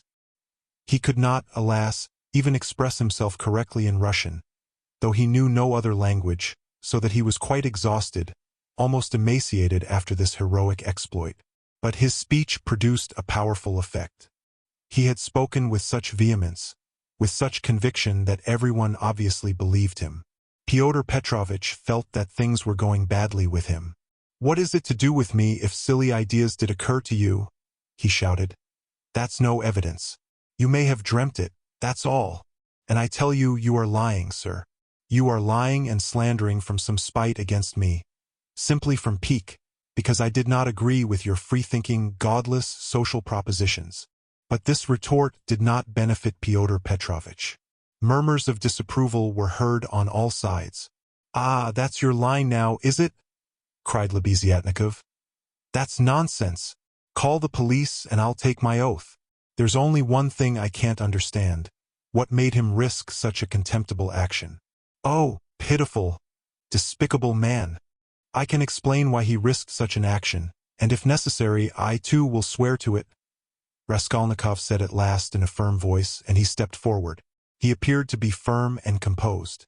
Everyone felt clearly, from the very look of him, that he really knew about it and that the mystery would be solved. "Now I can explain it all to myself," said Raskolnikov, addressing Lebeziatnikov. "From the very beginning of the business, I suspected that there was some scoundrelly intrigue at the bottom of it. I began to suspect it from some special circumstances known to me only, which I will explain at once to everyone. They account for everything. Your valuable evidence has finally made everything clear to me. I beg all to listen. This gentleman," he pointed to Luzin, "was recently engaged to be married to a young lady, my sister Avdotia Romanovna Raskolnikov. But coming to Petersburg, he quarreled with me the day before yesterday at our first meeting, and I drove him out of my room. I have 2 witnesses to prove it. He is a very spiteful man. The day before yesterday I did not know that he was staying here in your room, and that consequently on the very day we quarreled, the day before yesterday, he saw me give Katerina Ivanovna some money for the funeral as a friend of the late Mr. Marmeladov. He at once wrote a note to my mother and informed her that I had given away all my money, not to Katerina Ivanovna but to Sofia Semyonovna, and referred in a most contemptible way to the character of Sofia Semyonovna, that is, hinted at the character of my attitude to Sofia Semyonovna. All this, you understand, was with the object of dividing me from my mother and sister, by insinuating that I was squandering on unworthy objects the money which they had sent me and which was all they had.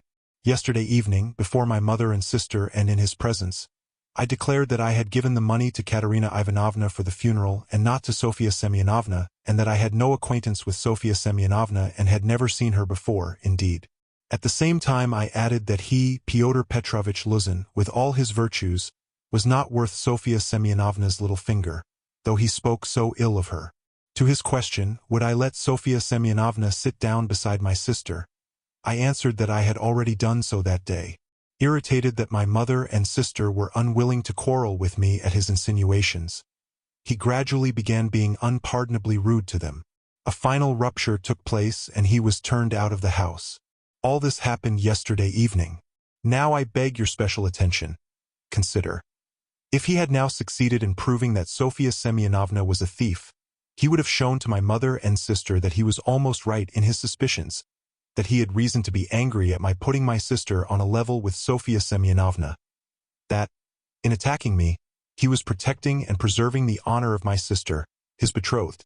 In fact, he might even, through all this, have been able to estrange me from my family, and no doubt he hoped to be restored to favor with them, to say nothing of revenging himself on me personally, for he has grounds for supposing that the honor and happiness of Sofia Semyonovna are very precious to me. That was what he was working for. That's how I understand it. That's the whole reason for it, and there can be no other. It was like this, or somewhat like this, that Raskolnikov wound up his speech, which was followed very attentively, though often interrupted by exclamations from his audience. But in spite of interruptions he spoke clearly, calmly, exactly, firmly. His decisive voice, His tone of conviction and his stern face made a great impression on everyone. Yes, yes, that's it, Lebeziatnikov assented gleefully. That must be it, for he asked me, as soon as Sofia Semyonovna came into our room, whether you were here, whether I had seen you among Katerina Ivanovna's guests. He called me aside to the window and asked me in secret. It was essential for him that you should be here. That's it. That's it. Luzin smiled contemptuously and did not speak. But he was very pale. He seemed to be deliberating on some means of escape. Perhaps he would have been glad to give up everything and get away. But at the moment this was scarcely possible. It would have implied admitting the truth of the accusations brought against him. Moreover, the company, which had already been excited by drink, was now too much stirred to allow it. The commissariat clerk, though indeed he had not grasped the whole position, was shouting louder than anyone and was making some suggestions very unpleasant to Luzin. But not all those present were drunk. Lodgers came in from all the rooms. The three Poles were tremendously excited and were continually shouting at him, "The pan is a lajdak," and muttering threats in Polish. Sonia had been listening with strained attention, though she too seemed unable to grasp it all. She seemed as though she had just returned to consciousness. She did not take her eyes off Raskolnikov, feeling that all her safety lay in him. Katerina Ivanovna breathed hard and painfully and seemed fearfully exhausted. Amalia Ivanovna stood looking more stupid than anyone, with her mouth wide open, unable to make out what had happened. She only saw that Fyodor Petrovitch had somehow come to grief. Raskolnikov was attempting to speak again, but they did not let him. Everyone was crowding round Luzin with threats and shouts of abuse. But Fyodor Petrovitch was not intimidated. Seeing that his accusation of Sonia had completely failed, he had recourse to insolence. "Allow me, gentlemen. Allow me. Don't squeeze, let me pass," he said, making his way through the crowd. "And no threats, if you please. I assure you it will be useless, you will gain nothing by it. On the contrary, you'll have to answer, gentlemen, for violently obstructing the course of justice. The thief has been more than unmasked, and I shall prosecute. Our judges are not so blind and not so drunk, and will not believe the testimony of two notorious infidels, agitators and atheists, who accuse me from motives of personal revenge which they are foolish enough to admit. Yes, allow me to pass. Don't let me find a trace of you in my room. Kindly leave at once, and everything is at an end between us.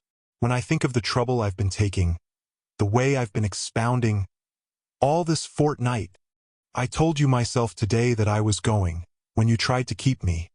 Now I will simply add that you are a fool. I advise you to see a doctor for your brains and your short sight. Let me pass, gentlemen." He forced his way through, but the commissariat clerk was unwilling to let him off so easily. He picked up a glass from the table, brandished it in the air and flung it at Fyodor Petrovitch. But the glass flew straight at Amalia Ivanovna. She screamed, and the clerk, overbalancing, fell heavily under the table. Fyodor Petrovitch made his way to his room and half an hour later had left the house. Sonia, timid by nature, had felt before that day that she could be ill-treated more easily than anyone, and that she could be wronged with impunity.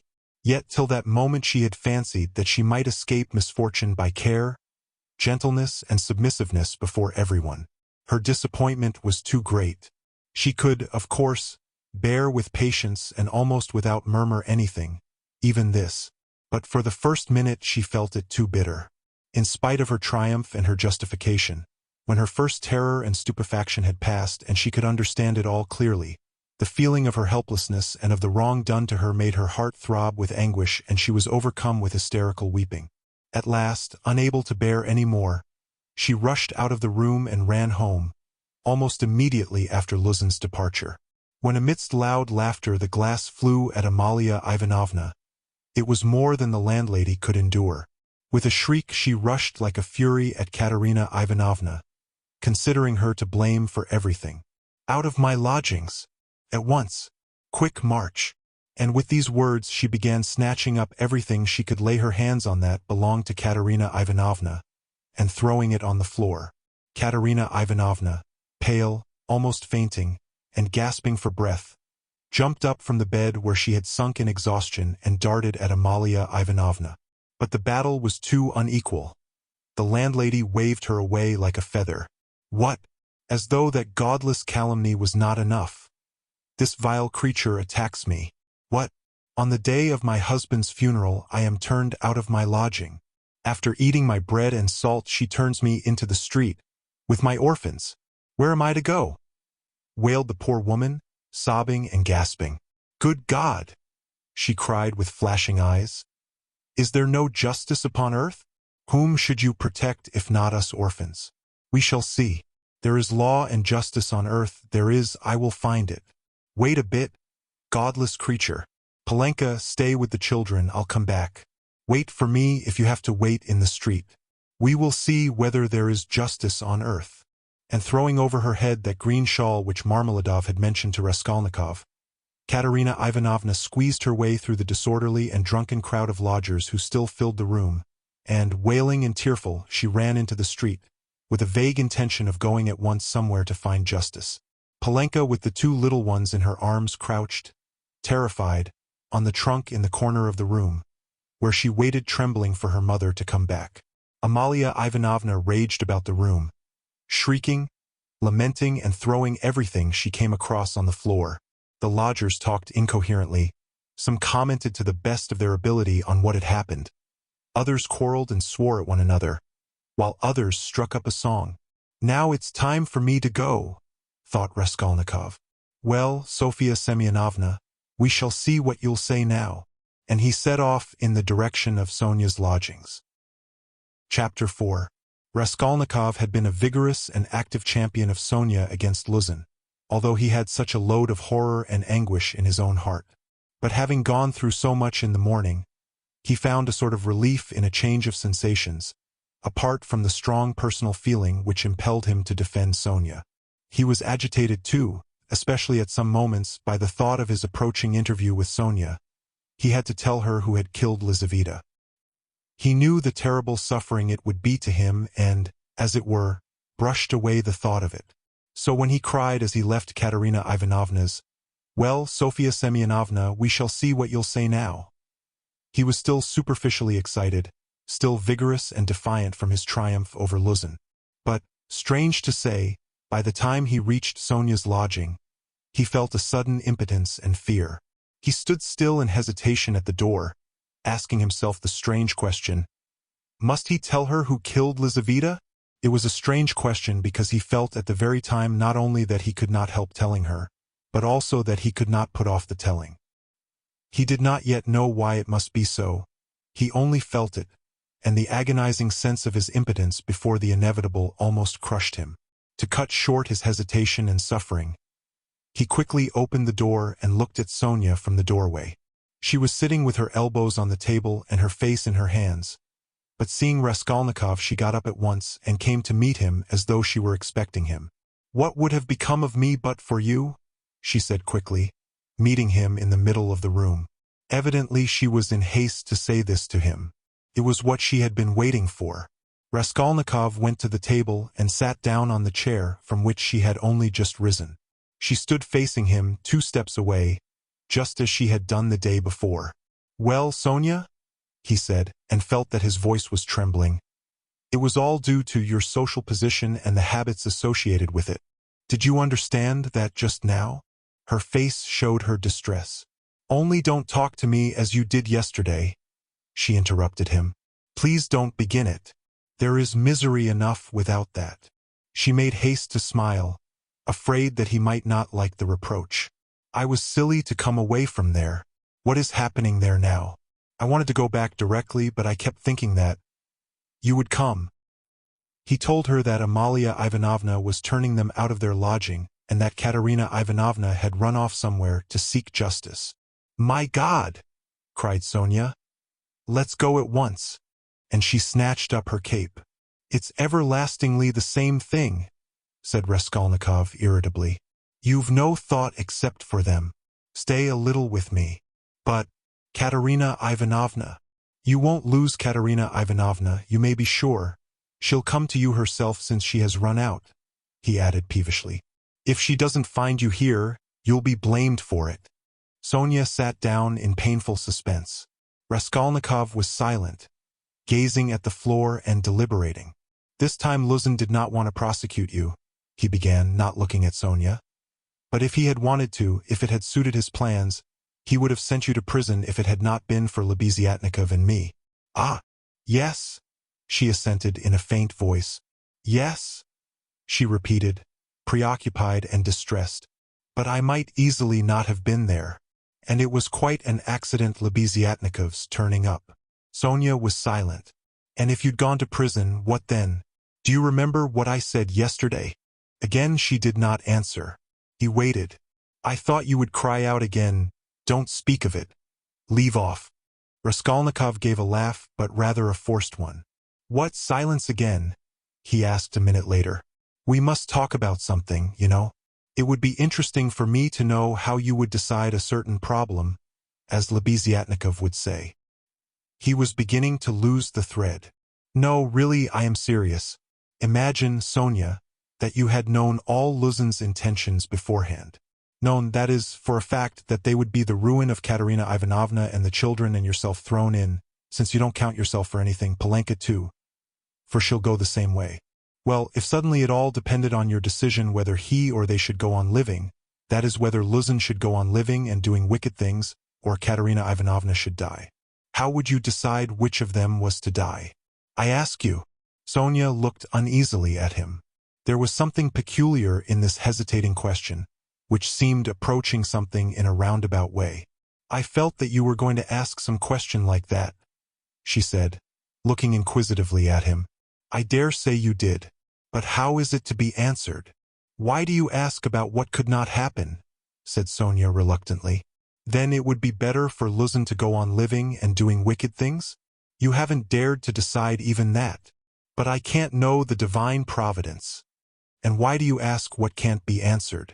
What's the use of such foolish questions? How could it happen that it should depend on my decision? Who has made me a judge to decide who is to live and who is not to live? Oh, if the divine providence is to be mixed up in it, there is no doing anything, Raskolnikov grumbled morosely. You'd better say straight out what you want. Sonia cried in distress. You are leading up to something again. Can you have come simply to torture me? She could not control herself and began crying bitterly. He looked at her in gloomy misery. 5 minutes passed. Of course you're right, Sonia, he said softly at last. He was suddenly changed. His tone of assumed arrogance and helpless defiance was gone. Even his voice was suddenly weak. I told you yesterday that I was not coming to ask forgiveness, and almost the first thing I've said is to ask forgiveness. I said that about Luzin and Providence for my own sake. I was asking forgiveness, Sonia. He tried to smile, but there was something helpless and incomplete in his pale smile. He bowed his head and hid his face in his hands. And suddenly a strange, surprising sensation of a sort of bitter hatred for Sonia passed through his heart. As it were wondering and frightened of this sensation, he raised his head and looked intently at her. But he met her uneasy and painfully anxious eyes fixed on him. There was love in them. His hatred vanished like a phantom. It was not the real feeling. He had taken the one feeling for the other. It only meant that that minute had come. He hid his face in his hands again and bowed his head. Suddenly he turned pale, got up from his chair, looked at Sonia, and without uttering a word sat down mechanically on her bed. His sensations that moment were terribly like the moment when he had stood over the old woman with the axe in his hand and felt that he must not lose another minute. What's the matter? Asked Sonia, dreadfully frightened. He could not utter a word. This was not at all the way he had intended to tell, and he did not understand what was happening to him now. She went up to him softly, sat down on the bed beside him and waited, not taking her eyes off him. Her heart throbbed and sank. It was unendurable. He turned his deadly pale face to her. His lips worked, helplessly struggling to utter something. A pang of terror passed through Sonia's heart. What's the matter? She repeated, drawing a little away from him. Nothing, Sonia. Don't be frightened. It's nonsense. It really is nonsense if you think of it, he muttered, like a man in delirium. Why have I come to torture you? he added suddenly, looking at her. Why, really? I keep asking myself that question. Sonia? He had perhaps been asking himself that question a quarter of an hour before, but now he spoke helplessly, hardly knowing what he said and feeling a continual tremor all over. Oh, how you are suffering, she muttered in distress, looking intently at him. It's all nonsense. Listen, Sonia. He suddenly smiled, a pale, helpless smile for 2 seconds. You remember what I meant to tell you yesterday? Sonia waited uneasily. I said as I went away that perhaps I was saying goodbye forever, but that if I came today I would tell you who killed Lizaveta. She began trembling all over. Well, here I've come to tell you. Then you really meant it yesterday? She whispered with difficulty. How do you know? She asked quickly, as though suddenly regaining her reason. Sonia's face grew paler and paler, and she breathed painfully. I know. She paused a minute. Have they found him? She asked timidly. No. Then how do you know about it? She asked again, hardly audibly, and again after a minute's pause. He turned to her and looked very intently at her. Guess, he said, with the same distorted, helpless smile. A shudder passed over her. But you... Why do you frighten me like this? She said, smiling like a child. I must be a great friend of his, since I know... Raskolnikov went on, still gazing into her face, as though he could not turn his eyes away. He did not mean to kill that Lizaveta. He killed her accidentally. He meant to kill the old woman when she was alone, and he went there. And then Lizaveta came in. He killed her too. Another awful moment passed. Both still gazed at one another. You can't guess then? He asked suddenly, feeling as though he were flinging himself down from a steeple. And no, whispered Sonia. Take a good look. As soon as he had said this again, the same familiar sensation froze his heart. He looked at her and all at once seemed to see in her face the face of Lizaveta. He remembered clearly the expression in Lizaveta's face when he approached her with the axe and she stepped back to the wall, putting out her hand with childish terror in her face, looking as little children do when they begin to be frightened of something, looking intently and uneasily at what frightens them, shrinking back and holding out their little hands on the point of crying. Almost the same thing happened now to Sonia. With the same helplessness and the same terror, she looked at him for a while and, suddenly putting out her left hand, pressed her fingers faintly against his breast and slowly began to get up from the bed, moving further from him and keeping her eyes fixed even more immovably on him. Her terror infected him. The same fear showed itself on his face. In the same way he stared at her and almost with the same childish smile. Have you guessed? He whispered at last. Good God! Broke in an awful wail from her bosom. She sank helplessly on the bed with her face in the pillows, but a moment later she got up, moved quickly to him, seized both his hands and, gripping them tight in her thin fingers, began looking into his face again with the same intense stare. In this last desperate look she tried to look into him and catch some last hope. But there was no hope. There was no doubt remaining. It was all true. Later on, indeed, when she recalled that moment, she thought it strange and wondered why she had seen at once that there was no doubt. She could not have said, for instance, that she had foreseen something of the sort, and yet now, as soon as he told her, she suddenly fancied that she had really foreseen this very thing. Stop, Sonia. Enough. Don't torture me, he begged her miserably. It was not at all like this he had thought of telling her. But this is how it happened. She jumped up, seeming not to know what she was doing, and, wringing her hands, walked into the middle of the room, but quickly went back and sat down again beside him, her shoulder almost touching his. All of a sudden she started as though she had been stabbed, uttered a cry and fell on her knees before him. She did not know why. What have you done? What have you done to yourself? She said in despair, and, jumping up, she flung herself on his neck, threw her arms round him and held him tightly. Raskolnikov drew back and looked at her with a mournful smile. You are a strange girl, Sonia. You kiss me and hug me when I tell you about that. You don't think what you are doing. There is no one in the whole world now so unhappy as you, she cried in a frenzy, not hearing what he said. and she suddenly broke into violent hysterical weeping. A feeling long unfamiliar to him flooded his heart and softened it at once. He did not struggle against it. 2 tears started into his eyes and hung on his eyelashes. "Then you won't leave me, Sonia?" he said, looking at her almost with hope. "No, no, never, nowhere," cried Sonia. "I will follow you. I will follow you everywhere. Oh, my God! Oh, how miserable I am! Why didn't I know you before? Why didn't you come before? Oh, dear! Here I have come. Yes, now. What's to be done now? Together, together!" she repeated as it were unconsciously, and she hugged him again. "I'll follow you to Siberia."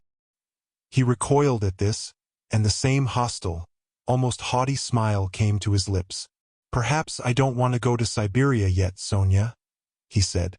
Sonia looked at him quickly. Again, after her first passionate, agonizing sympathy for the unhappy man, the terrible idea of the murder overwhelmed her. In his changed tone, she seemed to hear the murderer speaking. She looked at him bewildered. She knew nothing as yet, why, how, with what object it had been. Now all these questions rushed at once into her mind, and again she could not believe it. He is a murderer. Could it be true? What's the meaning of it? Where am I? She said in complete bewilderment, as though still unable to recover herself. How could you, a man like you, how could you bring yourself to it? What does it mean? Oh, well, to plunder. Leave off, Sonia, he answered wearily, almost with vexation. Sonia stood as though struck dumb, but suddenly she cried, "You were hungry. It was to help your mother?" "Yes." "No, Sonia, no," he muttered, turning away and hanging his head. "I was not so hungry. I certainly did want to help my mother, but that's not the real thing either. Don't torture me, Sonia." Sonia clasped her hands.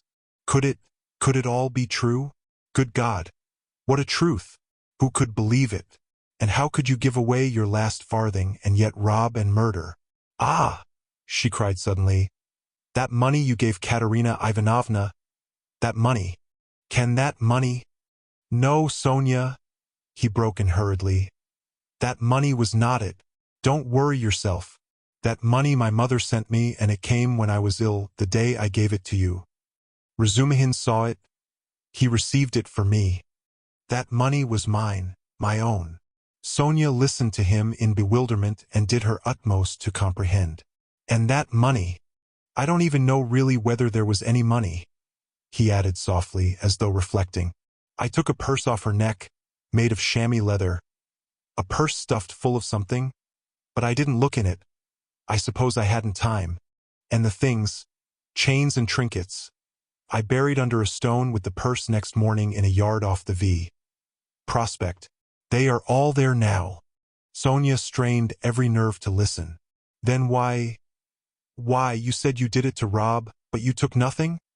she asked quickly, catching at a straw. "I don't know.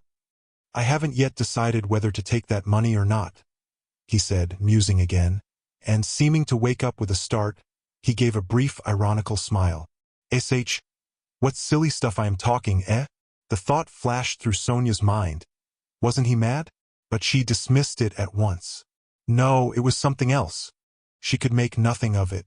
Nothing. "Do you know, Sonia?" he said suddenly with conviction. "Let me tell you, if I'd simply killed because I was hungry," laying stress on every word and looking enigmatically but sincerely at her, "I should be happy now.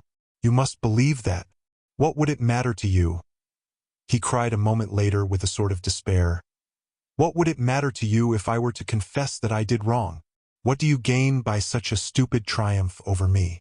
Ah, Sonia, was it for that I've come to you today?" Again Sonia tried to say something, but did not speak. "I asked you to go with me yesterday because you are all I have left." "Go where?" asked Sonia timidly. "Not to steal and not to murder. Don't be anxious," he smiled bitterly. "We are so different. And you know, Sonia, it's only now, only this moment that I understand where I asked you to go with me yesterday. Yesterday when I said it I did not know where. I asked you for one thing, I came to you for one thing, not to leave me. You won't leave me, Sonia? She squeezed his hand. And why did I tell her? Why did I let her know? He cried a minute later in despair, looking with infinite anguish at her. Here you expect an explanation from me, Sonia. You are sitting and waiting for it, I see that. But what can I tell you? You won't understand and will only suffer misery. On my account. Well, you are crying and embracing me again. Why do you do it? Because I couldn't bear my burden and have come to throw it on another. You suffer too, and I shall feel better. And can you love such a mean wretch? But aren't you suffering too? Cried Sonia. Again a wave of the same feeling surged into his heart, and again for an instant softened it. Sonia, I have a bad heart. Take note of that. It may explain a great deal. I have come because I am bad. There are men who wouldn't have come. But I am a coward and a mean wretch. But never mind. That's not the point. I must speak now, but I don't know how to begin. He paused and sank into thought. Sich, we are so different, he cried again. We are not alike. And why did I come? I shall never forgive myself that. No, it was a good thing you came, cried Sonia. It's better I should know, far better. He looked at her with anguish. What if it were really that? He said, as though reaching a conclusion. Yes, that's what it was. I wanted to become a Napoleon, that is why I killed her. Do you understand now? And no, Sonia whispered naively and timidly. Only speak, speak. I shall understand. I shall understand in myself. She kept begging him. You'll understand? Very well, we shall see. He paused and was for some time lost in meditation. It was like this. I asked myself one day this question, what if Napoleon, for instance, had happened to be in my place, and if he had not had Toulon nor Egypt nor the passage of Mont Blanc to begin his career with, but instead of all those picturesque and monumental things, there had simply been some ridiculous old hag, a pawnbroker, who had to be murdered too to get money from her trunk for his career. You understand. Well, would he have brought himself to that if there had been no other means? Wouldn't he have felt a pang at its being so far from monumental and sinful too? Well, I must tell you that I worried myself fearfully over that question, so that I was awfully ashamed when I guessed at last, all of a sudden, somehow, that it would not have given him the least pang, that it would not even have struck him that it was not monumental, that he would not have seen that there was anything in it to pause over, and that, if he had had no other way, he would have strangled her in a minute without thinking about it. Well, I too left off thinking about it, murdered her following his example. And that's exactly how it was. Do you think it funny? Yes, Sonia. The funniest thing of all is that perhaps that's just how it was. Sonia did not think it at all funny. You had better tell me straight out. Without examples, she begged, still more timidly and scarcely audibly. He turned to her, looked sadly at her and took her hands. You are right again, Sonia. Of course that's all nonsense, it's almost all talk. You see, you know of course that my mother has scarcely anything, my sister happened to have a good education and was condemned to drudge as a governess. All their hopes were centered on me. I was a student, but I couldn't keep myself at the university and was forced for a time to leave it. Even if I had lingered on like that, in 10 or 12 years I might, with luck, hope to be some sort of teacher or clerk with a salary of 1,000 rubles. He repeated it as though it were a lesson.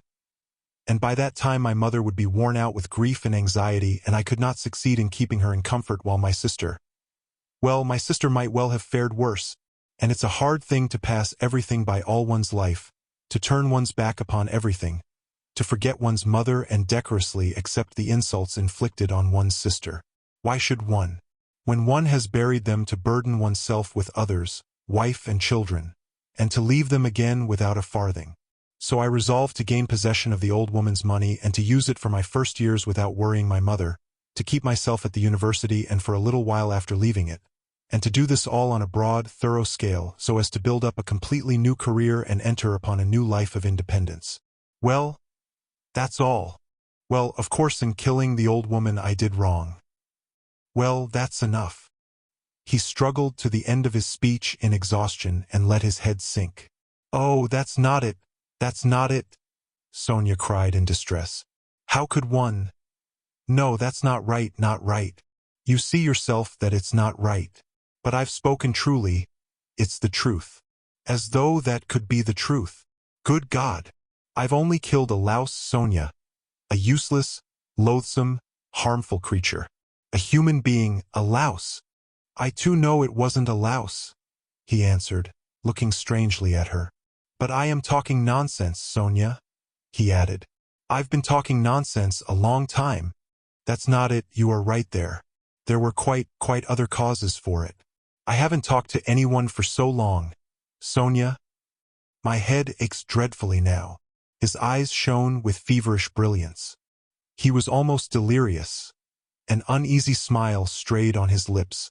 His terrible exhaustion could be seen through his excitement. Sonia saw how he was suffering. She too was growing dizzy. And he talked so strangely. It seemed somehow comprehensible, but how? Good God! And she wrung her hands in despair. No, Sonia, that's not it. He began again suddenly, raising his head, as though a new and sudden train of thought had struck and as it were roused him. That's not it. Better. Imagine, yes, it's certainly better. Imagine that I am vain, envious, malicious, base, vindictive, and, well, perhaps with a tendency to insanity. Let's have it all out at once. They've talked of madness already, I noticed. I told you just now I could not keep myself at the university. But do you know that perhaps I might have done? My mother would have sent me what I needed for the fees, and I could have earned enough for clothes, boots, and food, no doubt. Lessons had turned up at half a ruble. Razumihin works. But I turned sulky and wouldn't. Yes, sulkiness. That's the right word for it. I sat in my room like a spider. You've been in my den, you've seen it. And do you know, Sonia, that low ceilings and tiny rooms cramp the soul and the mind? Ah, how I hated that garret. And yet I wouldn't go out of it. I wouldn't on purpose. I didn't go out for days together, and I wouldn't work, I wouldn't even eat, I just lay there doing nothing. If Nastasia brought me anything, I ate it. If she didn't, I went all day without. I wouldn't ask on purpose from sulkiness. At night I had no light. I lay in the dark, and I wouldn't earn money for candles. I ought to have studied, but I sold my books. And the dust lies an inch thick on the notebooks on my table. I preferred lying still and thinking. And I kept thinking. And I had dreams all the time. Strange dreams of all sorts. No need to describe. Only then I began to fancy that, no, that's not it. Again, I am telling you wrong. You see, I kept asking myself then, why am I so stupid that if others are stupid, and I know they are, yet I won't be wiser? Then I saw, Sonia, that if one waits for everyone to get wiser, it will take too long. Afterwards I understood that that would never come to pass, that men won't change and that nobody can alter it, and that it's not worth wasting effort over it. Yes, that's so. That's the law of their nature, Sonia. That's so. And I know now, Sonia, that whoever is strong in mind and spirit will have power over them. Anyone who is greatly daring is right in their eyes. He who despises most things will be a lawgiver among them, and he who dares most of all will be most in the right. So it has been till now, and so it will always be. A man must be blind not to see it. Though Raskolnikov looked at Sonia as he said this, he no longer cared whether she understood or not. The fever had complete hold of him. He was in a sort of gloomy ecstasy. He certainly had been too long without talking to anyone. Sonia felt that his gloomy creed had become his faith and code. I divined then, Sonia, he went on eagerly, that power is only vouchsafed to the man who dares to stoop and pick it up. There is only one thing needful. One has only to dare. Then for the first time in my life an idea took shape in my mind which no one had ever thought of before me. No one. I saw clear as daylight how strange it is that not a single person living in this mad world has had the daring to go straight for it all and send it flying to the devil. I wanted to have the daring. And I killed her. I only wanted to have the daring, Sonia. That was the whole cause of it. Oh, hush, hush, cried Sonia, clasping her hands. You turned away from God, and God has smitten you, has given you over to the devil. Then, Sonia, when I used to lie there in the dark and all this became clear to me, was it a temptation of the devil, eh? Hush! Don't laugh, blasphemer. You don't understand, you don't understand. Oh God! He won't understand. Hush, Sonia. I am not laughing. I know myself that it was the devil leading me. Hush, Sonia, hush, he repeated with gloomy insistence. I know it all. I have thought it all over and whispered it all over to myself, lying there in the dark. I've argued it all over with myself, every point of it, and I know it all, and how sick I was then of going over it all. I have kept wanting to forget it and make a new beginning, Sonia, and leave off thinking. And you don't suppose that I went into it headlong like a fool? I went into it like a wise man, and that was just my destruction. And you mustn't suppose that I didn't know, for instance, that if I began to question myself whether I had the right to gain power, I certainly hadn't the right, or that if I asked myself whether a human being is a louse, it proved that it wasn't so for me, though it might be for a man who would go straight to his goal without asking questions. If I worried myself all those days, wondering whether Napoleon would have done it or not, I felt clearly, of course, that I wasn't Napoleon. I had to endure all the agony of that battle of ideas, Sonia, and I longed to throw it off. I wanted to murder without casuistry, to murder for my own sake, for myself alone. I didn't want to lie about it even to myself. It wasn't to help my mother I did the murder, that's nonsense.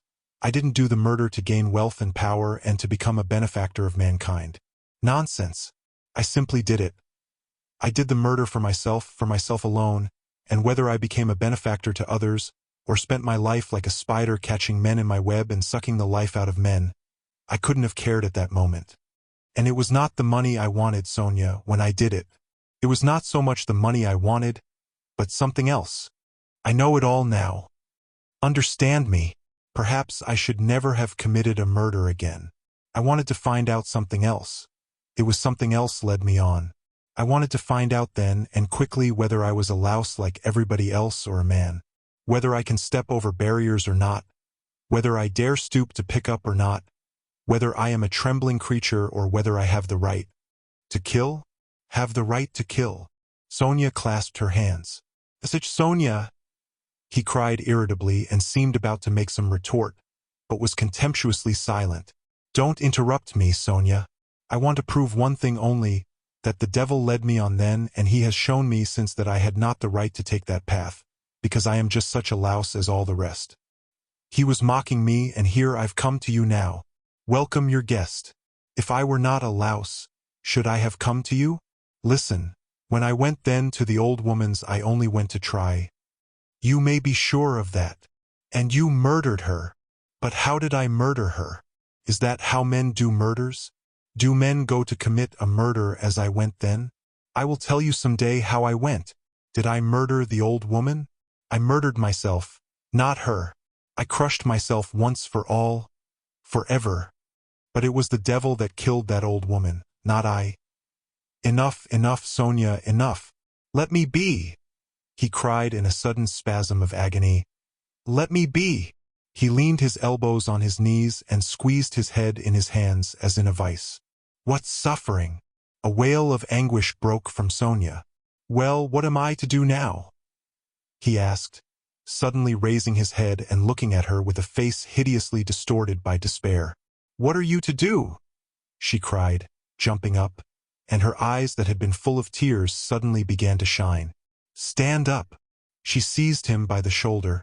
He got up, looking at her almost bewildered. Go at once, this very minute. Stand at the crossroads. Bow down. First kiss the earth which you have defiled, and then bow down to all the world and say to all men aloud, I am a murderer. Then God will send you life again. Will you go? Will you go? She asked him, trembling all over, snatching his two hands, squeezing them tight in hers and gazing at him with eyes full of fire. He was amazed at her sudden ecstasy. You mean Siberia, Sonia? I must give myself up? He asked gloomily. Suffer and expiate your sin by it. That's what you must do. No, I am not going to them, Sonia. But how will you go on living? What will you live for? Cried Sonia. How is it possible now? Why, how can you talk to your mother? Oh, what will become of them now? But what am I saying? You have abandoned your mother and your sister already.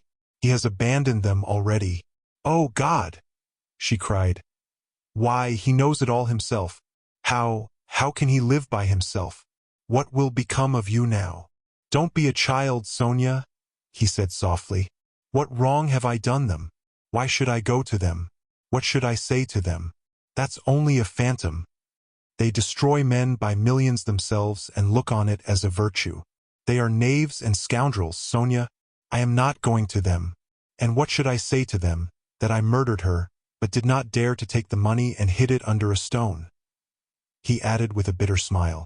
Why, they would laugh at me and would call me a fool for not getting it. A coward and a fool. They wouldn't understand, and they don't deserve to understand. Why should I go to them? I won't. Don't be a child, Sonia. It will be too much for you to bear. Too much, she repeated, holding out her hands in despairing supplication. Perhaps I've been unfair to myself, he observed gloomily, pondering. Perhaps after all I am a man and not a louse, and I've been in too great a hurry to condemn myself. I'll make another fight for it. A haughty smile appeared on his lips. What a burden to bear. And your whole life, your whole life. I shall get used to it, he said grimly and thoughtfully. Listen, he began a minute later. Stop crying. It's time to talk of the facts. I've come to tell you that the police are after me, on my track. ACH. Sonia cried in terror. Well, why do you cry out?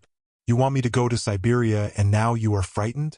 But let me tell you, I shall not give myself up. I shall make a struggle for it, and they won't do anything to me. They've no real evidence. Yesterday I was in great danger and believed I was lost. But today things are going better. All the facts they know can be explained two ways. That's to say, I can turn their accusations to my credit. Do you understand? And I shall, for I've learnt my lesson. But they will certainly arrest me. If it had not been for something that happened, they would have done so today for certain. Perhaps even now they will arrest me today. But that's no matter, Sonia. They'll let me out again. For there isn't any real proof against me, and there won't be, I give you my word for it. And they can't convict a man on what they have against me. Enough. I only tell you that you may know. I will try to manage somehow to put it to my mother and sister so that they won't be frightened.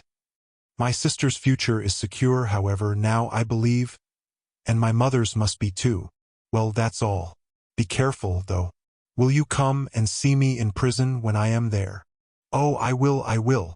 They sat side by side, both mournful and dejected, as though they had been cast up by the tempest alone on some deserted shore. He looked at Sonia and felt how great was her love for him, and strange to say he felt it suddenly burdensome and painful to be so loved. Yes, it was a strange and awful sensation. On his way to see Sonia he had felt that all his hopes rested on her. He expected to be rid of at least part of his suffering, and now, when all her heart turned towards him, he suddenly felt that he was immeasurably unhappier than before. Sonia, he said, you'd better not come and see me when I am in prison. Sonia did not answer. She was crying. Several minutes passed. Have you a cross on you? She asked, as though suddenly thinking of it. He did not at first understand the question. No, of course not. Here, take this one of cypress wood. I have another, a copper one that belonged to Lizaveta. I changed with Lizaveta. She gave me her cross and I gave her my little icon. I will wear Lizaveta's now and give you this. Take it. It's mine. It's mine, you know, she begged him. We will go to suffer together, and together we will bear our cross. Give it me, said Raskolnikov. He did not want to hurt her feelings, but immediately he drew back the hand he held out for the cross. Not now, Sonia. Better later, he added to comfort her. Yes, yes, better, she repeated with conviction. When you go to meet your suffering, then put it on. You will come to me. I'll put it on you. We will pray and go together. At that moment someone knocked 3 times at the door. Sofia Semyonovna, may I come in? They heard in a very familiar and polite voice. Sonia rushed to the door in a fright. The flaxen head of Mr. Lebeziatnikov appeared at the door. Chapter 5. Lebeziatnikov looked perturbed. I've come to you, Sofia Semyonovna, he began. Excuse me. I thought I should find you, he said, addressing Raskolnikov suddenly. That is, I didn't mean anything of that sort. But I just thought, Katerina Ivanovna has gone out of her mind. He blurted out suddenly, turning from Raskolnikov to Sonia. Sonia screamed. At least it seems so.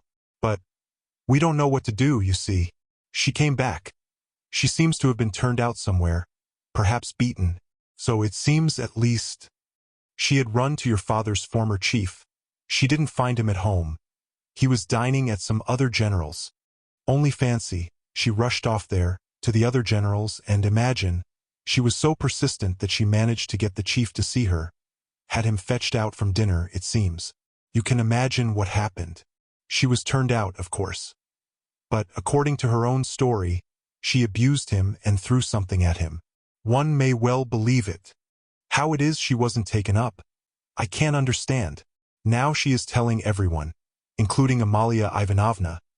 But it's difficult to understand her. She is screaming and flinging herself about. Oh yes, she shouts that since everyone has abandoned her, she will take the children and go into the street with a barrel organ, and the children will sing and dance, and she too, and collect money, and will go every day under the general's window, to let everyone see well-born children, whose father was an official, begging in the street. She keeps beating the children, and they are all crying. She is teaching Lida to sing My Village, the boy to dance, Palenka the same. She is tearing up all the clothes, and making them little caps like actors.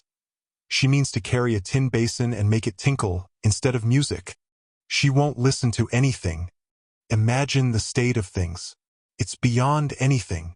Lebeziatnikov would have gone on, but Sonia, who had heard him almost breathless, snatched up her cloak and hat, and ran out of the room, putting on her things as she went. Raskolnikov followed her and Lebeziatnikov came after him. She has certainly gone mad, he said to Raskolnikov, as they went out into the street. I didn't want to frighten Sofia Semyonovna, so I said it seemed like it. But there isn't a doubt of it. They say that in consumption the tubercles sometimes occur in the brain. It's a pity I know nothing of medicine. I did try to persuade her, but she wouldn't listen. Did you talk to her about the tubercles? Not precisely of the tubercles. Besides, she wouldn't have understood. But what I say is that if you convince a person logically that he has nothing to cry about, he'll stop crying. That's clear. Is it your conviction that he won't?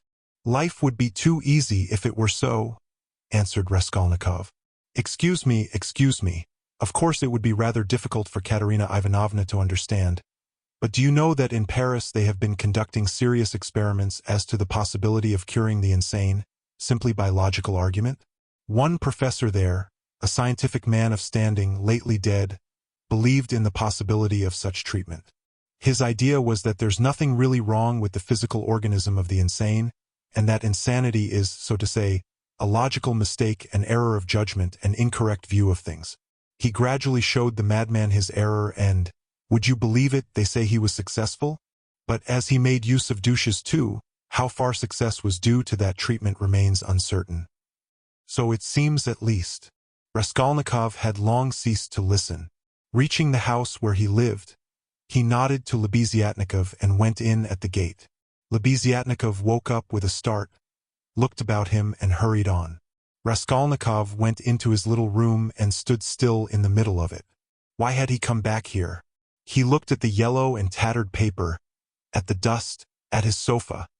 From the yard came a loud, continuous knocking. Someone seemed to be hammering. He went to the window, rose on tiptoe and looked out into the yard for a long time with an air of absorbed attention. But the yard was empty and he could not see who was hammering. In the house on the left he saw some open windows. On the windowsills were pots of sickly-looking geraniums. Linen was hung out of the windows. He knew it all by heart. He turned away and sat down on the sofa. Never had he felt himself so fearfully alone. Yes, he felt once more that he would perhaps come to hate Sonia, now that he had made her more miserable. Why had he gone to her to beg for her tears? What need had he to poison her life? Oh, the meanness of it! I will remain alone, he said resolutely, and she shall not come to the prison. 5 minutes later he raised his head with a strange smile. That was a strange thought. Perhaps it really would be better in Siberia, he thought suddenly. He could not have said how long he sat there with vague thoughts surging through his mind. All at once the door opened and Dunia came in. At first she stood still and looked at him from the doorway, just as he had done at Sonia. Then she came in and sat down in the same place as yesterday, on the chair facing him. He looked silently and almost vacantly at her. "Don't be angry, brother. I've only come for 1 minute," said Dunia. Her face looked thoughtful but not stern. Her eyes were bright and soft. He saw that she too had come to him with love. "Brother, now I know all. Dmitri Prokofitch has explained and told me everything. They are worrying and persecuting you through a stupid and contemptible suspicion. Dmitri Prokofitch told me that there is no danger, and that you are wrong in looking upon it with such horror. I don't think so, and I fully understand how indignant you must be, and that indignation may have a permanent effect on you. That's what I am afraid of. As for your cutting yourself off from us, I don't judge you, I don't venture to judge you, and forgive me for having blamed you for it. I feel that I too, if I had so great a trouble, should keep away from everyone. I shall tell Mother nothing of this, but I shall talk about you continually and shall tell her from you that you will come very soon. Don't worry about her. I will set her mind at rest. But don't you try her too much. Come once at least. Remember that she is your mother. And now I have come simply to say," Dunia began to get up, "that if you should need me or should need all my life or anything, call me and I'll come. Goodbye." She turned abruptly and went towards the door. "Dunia!" Raskolnikov stopped her and went towards her. "That Razumihin Dmitri Prokofitch is a very good fellow." Dunia flushed slightly. "Well?" she asked, waiting a moment. "He is competent, hard-working, honest and capable of real love. Goodbye, Dunia." Dunia flushed crimson. Then suddenly she took alarm. "But what does it mean, brother? Are we really parting forever that you give me such a parting message? Never mind. Goodbye." He turned away and walked to the window. She stood a moment, looked at him uneasily, and went out troubled. No, he was not cold to her. There was an instant, the very last one, when he had longed to take her in his arms and say goodbye to her, and even to tell her, but he had not dared even to touch her hand. Afterwards she may shudder when she remembers that I embraced her, and will feel that I stole her kiss. And would she stand that test? He went on a few minutes later to himself. No, she wouldn't. Girls like that can't stand things. They never do. And he thought of Sonia. There was a breath of fresh air from the window. The daylight was fading. He took up his cap and went out. He could not, of course, and would not consider how ill he was. But all this continual anxiety and agony of mind could not but affect him. And if he were not lying in high fever, it was perhaps just because this continual inner strain helped to keep him on his legs and in possession of his faculties.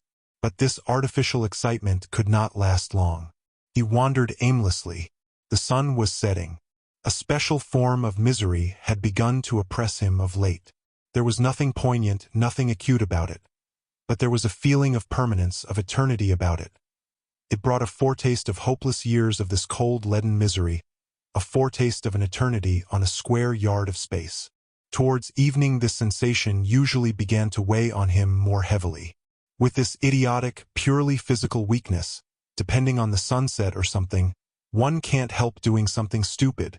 You'll go to Dunia as well as to Sonia, he muttered bitterly. He heard his name called. He looked round. Lebeziatnikov rushed up to him.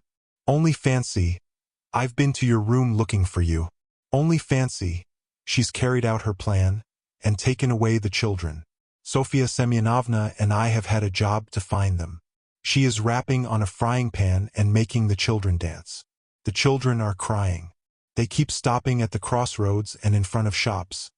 There's a crowd of fools running after them. Come along. And Sonia? Raskolnikov asked anxiously, hurrying after Lebeziatnikov. Simply frantic. That is, it's not Sofia Semyonovna's frantic, but Katerina Ivanovna, though Sofia Semyonova's frantic too. But Katerina Ivanovna is absolutely frantic. I tell you she is quite mad. They'll be taken to the police. You can fancy what an effect that will have. They are on the canal bank, near the bridge now, not far from Sofia Semyonovna's, quite close. On the canal bank near the bridge and not 2 houses away from the one where Sonia lodged, there was a crowd of people, consisting principally of gutter children. The hoarse, broken voice of Katerina Ivanovna could be heard from the bridge, and it certainly was a strange spectacle likely to attract a street crowd. Katerina Ivanovna, in her old dress with the green shawl, wearing a torn straw hat, crushed in a hideous way on one side, was really frantic. She was exhausted and breathless.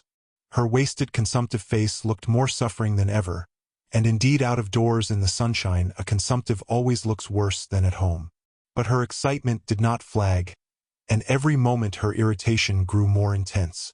She rushed at the children, shouted at them, coaxed them, told them before the crowd how to dance and what to sing, began explaining to them why it was necessary, and driven to desperation by their not understanding, beat them. Then she would make a rush at the crowd. If she noticed any decently dressed person stopping to look, she immediately appealed to him to see what these children from a genteel, one may say aristocratic house had been brought to. If she heard laughter or jeering in the crowd, she would rush at once at the scoffers and begin squabbling with them. Some people laughed, others shook their heads, but everyone felt curious at the sight of the mad woman with the frightened children. The frying pan of which Lebeziatnikov had spoken was not there, at least Raskolnikov did not see it. But instead of rapping on the pan, Katerina Ivanovna began clapping her wasted hands. When she made Lida and Kolya dance and Polenka sing, she too joined in the singing, but broke down at the second note with a fearful cough, which made her curse in despair and even shed tears. What made her most furious was the weeping and terror of Kolya and Lida. Some effort had been made to dress the children up as street singers are dressed. The boy had on a turban made of something red and white to look like a Turk. There had been no costume for Lida. She simply had a red knitted cap, or rather a nightcap that had belonged to Marmeladov, decorated with a broken piece of white ostrich feather, which had been Katerina Ivanovna's grandmother's and had been preserved as a family possession. Polenka was in her everyday dress. She looked in timid perplexity at her mother, and kept at her side, hiding her tears. She dimly realized her mother's condition, and looked uneasily about her. She was terribly frightened of the street and the crowd. Sonia followed Katerina Ivanovna, weeping and beseeching her to return home, but Katerina Ivanovna was not to be persuaded. "Leave off, Sonia, leave off," she shouted, speaking fast, panting and coughing. "You don't know what you ask. You are like a child. I've told you before that I am not coming back to that drunken German. Let everyone, let all Petersburg see the children begging in the streets, though their father was an honorable man who served all his life in truth and fidelity, and one may say died in the service." Katerina Ivanovna had by now invented this fantastic story and thoroughly believed it. Let that wretch of a general see it. "And you are silly, Sonia. What have we to eat? Tell me that. We have worried you enough, I won't go on so. Ah, Rodion Romanovitch, is that you?"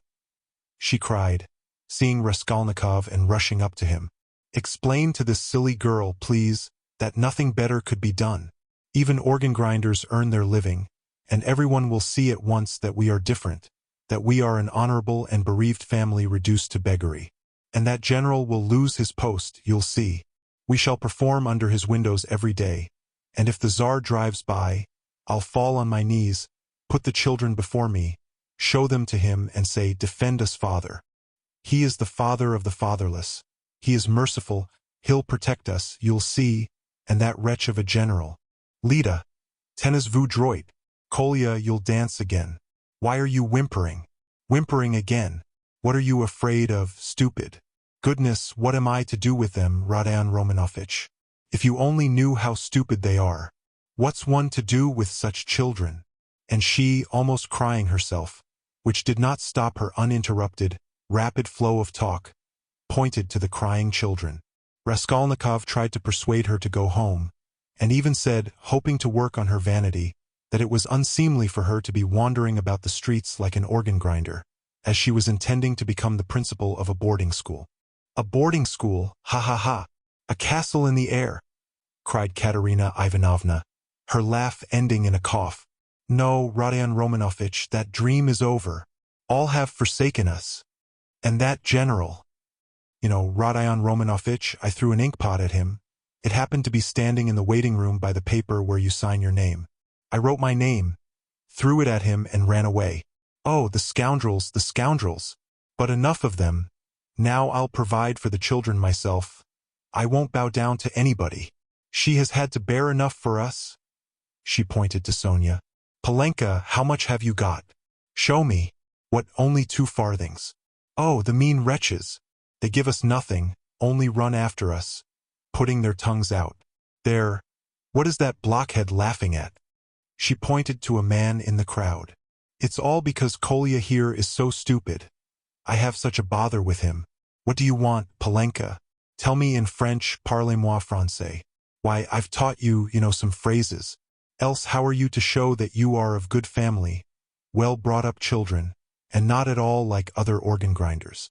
We aren't going to have a Punch and Judy show in the street, but to sing a genteel song." "Ah, yes. What are we to sing? You keep putting me out, but You see, we are standing here, Rodion Romanovich, to find something to sing and get money, something Kolya can dance to. For, as you can fancy, our performance is all impromptu.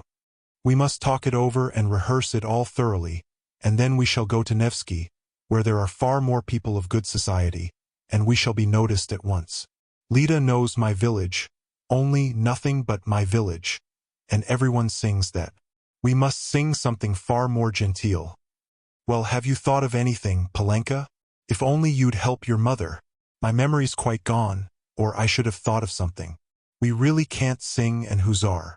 Ah, let us sing in French, cinq sous. I have taught it you, I have taught it you. And as it is in French, people will see at once that you are children of good family, and that will be much more touching. You might sing Marlborough s'en va-t-en guerre, for that's quite a child's song and is sung as a lullaby in all the aristocratic houses. Marlborough s'en va-t-en guerre ne sait quand reviendra." She began singing. "But no, better sing cinq sous. Now, Kolya, your hands on your hips, make haste, and you, Lida, keep turning the other way, and Polenka and I will sing and clap our hands. Cinq sous pour monter notre ménage. Cough, cough, cough. Set your dress straight, Polenka. It's slipped down on your shoulders," she observed, panting from coughing. "Now it's particularly necessary to behave nicely and genteelly, that all may see that you are well-born children. I said at the time that the bodice should be cut longer, and made of 2 widths. It was your fault, Sonia, with your advice to make it shorter, and now you see the child is quite deformed by it. Why, you're all crying again. What's the matter, stupids? Come, Kolya, begin. Make haste, make haste. Oh, what an unbearable child. Cinq sous, cinq sous. A policeman again. What do you want?" A policeman was indeed forcing his way through the crowd. But at that moment a gentleman in civilian uniform and an overcoat, a solid-looking official of about 50 with a decoration on his neck, which delighted Katerina Ivanovna and had its effect on the policeman, approached and without a word handed her a green 3-ruble note. His face wore a look of genuine sympathy. Katerina Ivanovna took it and gave him a polite, even ceremonious, bow. "I thank you, honored sir," she began loftily. "The causes that have induced us. Take the money, Polenka. You see there are generous and honorable people who are ready to help a poor gentlewoman in distress. You see, honored sir, these orphans of good family, I might even say of aristocratic connections, and that wretch of a general sat eating grouse, and stamped at my disturbing him. Your Excellency," I said, "protect the orphans, for you knew my late husband, Semyon Zaharovich, and on the very day of his death the basest of scoundrels slandered his only daughter. That policeman again. Protect me," she cried to the official. "Why is that policeman edging up to me? We have only just run away from one of them. What do you want, fool? It's forbidden in the streets. You mustn't make a disturbance. It's your making a disturbance. It's just the same as if I were grinding an organ. What business is it of yours? You have to get a license for an organ and you haven't got one, and in that way you collect a crowd. Where do you lodge?" "What, a license?" wailed Katerina Ivanovna. "I buried my husband today. What need of a license?" "Calm yourself, madam, calm yourself," began the official. "Come along. I will escort you. This is no place for you in the crowd. You are ill. Honored sir, you don't know, screamed Katerina Ivanovna. We are going to the Nevsky. Sonia, where is she? She is crying too. What's the matter with you all? Kolya, Lida, where are you going? She cried suddenly in alarm. Oh, silly children. Kolya, Lida, where are they off to? Kolya and Lida, scared out of their wits by the crowd and their mother's mad pranks, suddenly seized each other by the hand and ran off at the sight of the policeman who wanted to take them away somewhere. Weeping and wailing, poor Katerina Ivanovna ran after them. She was a piteous and unseemly spectacle as she ran, weeping and panting for breath. Sonia and Polenka rushed after them. Bring them back, Sonia. Oh, stupid, ungrateful children. Polenka, catch them. It's for your sakes She stumbled as she ran and fell down. She's cut herself, she's bleeding. Oh dear, cried Sonia, bending over her. All ran up and crowded around. Raskolnikov and Lebeziatnikov were the first at her side. The official too hastened up, and behind him the policeman who muttered, "Bother!" with a gesture of impatience, feeling that the job was going to be a troublesome one. Pass on, he said to the crowd that pressed forward. She's dying, someone shouted. She's gone out of her mind, said another. Lord have mercy upon us, said a woman, crossing herself. Have they caught the little girl and the boy? They're being brought back. The elder ones got them. Ah, the naughty imps! When they examined Katerina Ivanovna carefully, they saw that she had not cut herself against a stone, as Sonia thought, but that the blood that stained the pavement red was from her chest. I've seen that before, muttered the official to Raskolnikov and Lebeziatnikov. That's consumption. The blood flows and chokes the patient. I saw the same thing with a relative of my own not long ago. Nearly a pint of blood, all in a minute. What's to be done, though? She is dying. This way, to my room, Sonia implored. I live here. See that house, the second from here. Come to me, make haste. She turned from one to the other. Send for the doctor. Oh dear. Thanks to the official's efforts, this plan was adopted, the policeman even helping to carry Katerina Ivanovna. She was carried to Sonia's room, almost unconscious, and laid on the bed. The blood was still flowing, but she seemed to be coming to herself. Raskolnikov, Lebeziatnikov, and the official accompanied Sonia into the room and were followed by the policeman, who first drove back the crowd which followed to the very door. Polenka came in holding Kolya and Lida, who were trembling and weeping. Several persons came in too from the Kapernaum's room. The landlord, a lame one-eyed man of strange appearance with whiskers and hair that stood up like a brush, his wife, a woman with an everlastingly scared expression, and several open-mouthed children with wonder-struck faces. Among these, Svidrigailov suddenly made his appearance. Raskolnikov looked at him with surprise, not understanding where he had come from and not having noticed him in the crowd. A doctor and priest were spoken of. The official whispered to Raskolnikov that he thought it was too late now for the doctor, but he ordered him to be sent for. Kapernaumov ran himself. Meanwhile, Katerina Ivanovna had regained her breath. The bleeding ceased for a time. She looked with sick but intent and penetrating eyes at Sonia, who stood pale and trembling, wiping the sweat from her brow with a handkerchief. At last she asked to be raised. They sat her up on the bed, supporting her on both sides. Where are the children? She said in a faint voice. You've brought them, Polenka? Oh, the sillies! Why did you run away? Ach! Once more her parched lips were covered with blood. She moved her eyes, looking about her. So that's how you live, Sonia. Never once have I been in your room. She looked at her with a face of suffering. We have been your ruin, Sonia. Polenka, Lida, Kolya, come here. Well, here they are, Sonia. Take them all. I hand them over to you. I've had enough. The ball is over. Cough. Lay me down. Let me die in peace. They laid her back on the pillow. What, the priest? I don't want him. You haven't got a ruble to spare. I have no sins. God must forgive me without that. He knows how I have suffered. And if he won't forgive me, I don't care. She sank more and more into uneasy delirium. At times she shuddered, turned her eyes from side to side, recognized everyone for a minute, but at once sank into delirium again. Her breathing was hoarse and difficult. There was a sort of rattle in her throat.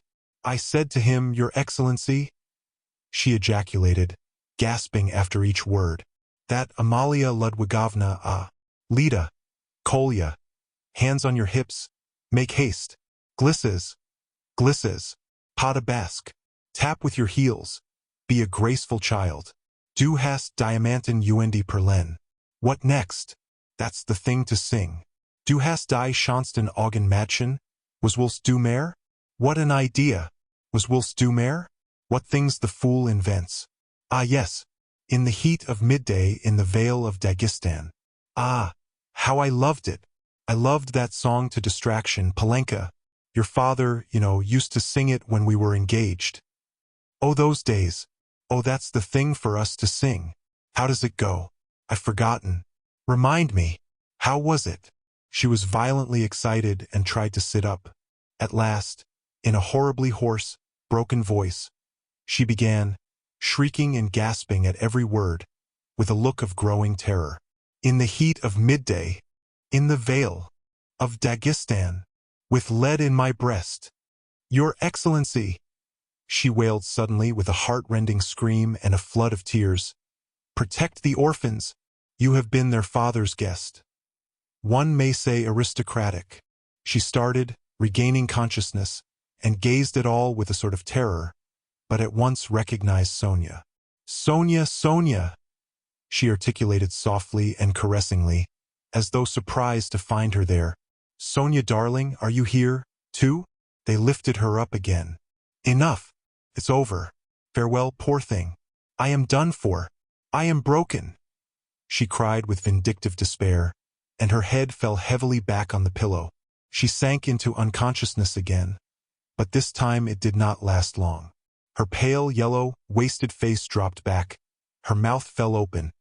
Her leg moved convulsively. She gave a deep, deep sigh and died. Sonia fell upon her, flung her arms about her, and remained motionless with her head pressed to the dead woman's wasted bosom. Palenka threw herself at her mother's feet, kissing them and weeping violently. Though Kolya and Lida did not understand what had happened, they had a feeling that it was something terrible. They put their hands on each other's little shoulders, stared straight at one another, and both at once opened their mouths and began screaming. They were both still in their fancy dress. One in a turban, the other in the cap with the ostrich feather. And how did the certificate of merit come to be on the bed beside Katerina Ivanovna? It lay there by the pillow.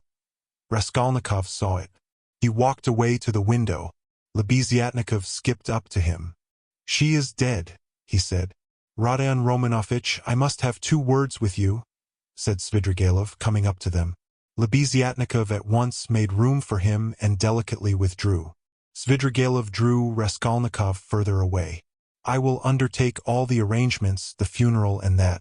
It's a question of money and, as I told you, I have plenty to spare.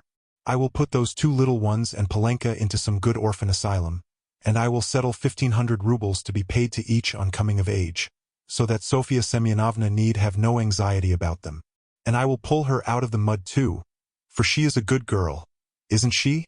So tell Avdotya Romanovna that is how I am spending her 10,000. What is your motive for such benevolence? Asked Raskolnikov. Ah, you skeptical person, laughed Svidrigailov. I told you I had no need of that money. Won't you admit that it's simply done from humanity? She wasn't a louse, he pointed to the corner where the dead woman lay.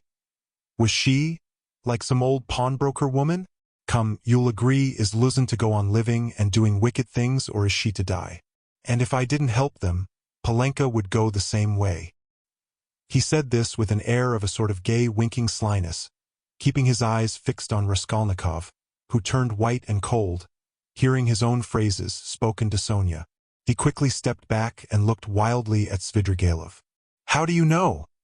He whispered, hardly able to breathe. Why, I lodge here at Madame Reslich's, the other side of the wall. Here is Kapernaumov, and there lives Madame Reslich, an old and devoted friend of mine.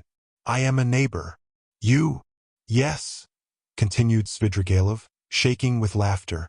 I assure you on my honor, dear Rodion Romanovich, that you have interested me enormously. I told you we should become friends, I foretold it. Well, here we have, and you will see what an accommodating person I am. You'll see that you can get on with me. Dear listener, we close the pages on another tale, a journey through words, imagination, and emotion. Here at the Falls Audiobook, where stories flow like a river's current, carrying you to distant worlds and uncharted depths. We thank you for joining us. As always, we invite you to linger a little longer. Subscribe to our channel to discover more stories waiting to be heard, each a cascade of voices, ideas, and artistry. And remember, every great story begins with a single word. Perhaps the next one will begin with you. Until our voices meet again, may your days be filled with quiet moments, rich pages, and the soothing sound of a story well told. This is the Falls Audiobook, signing off.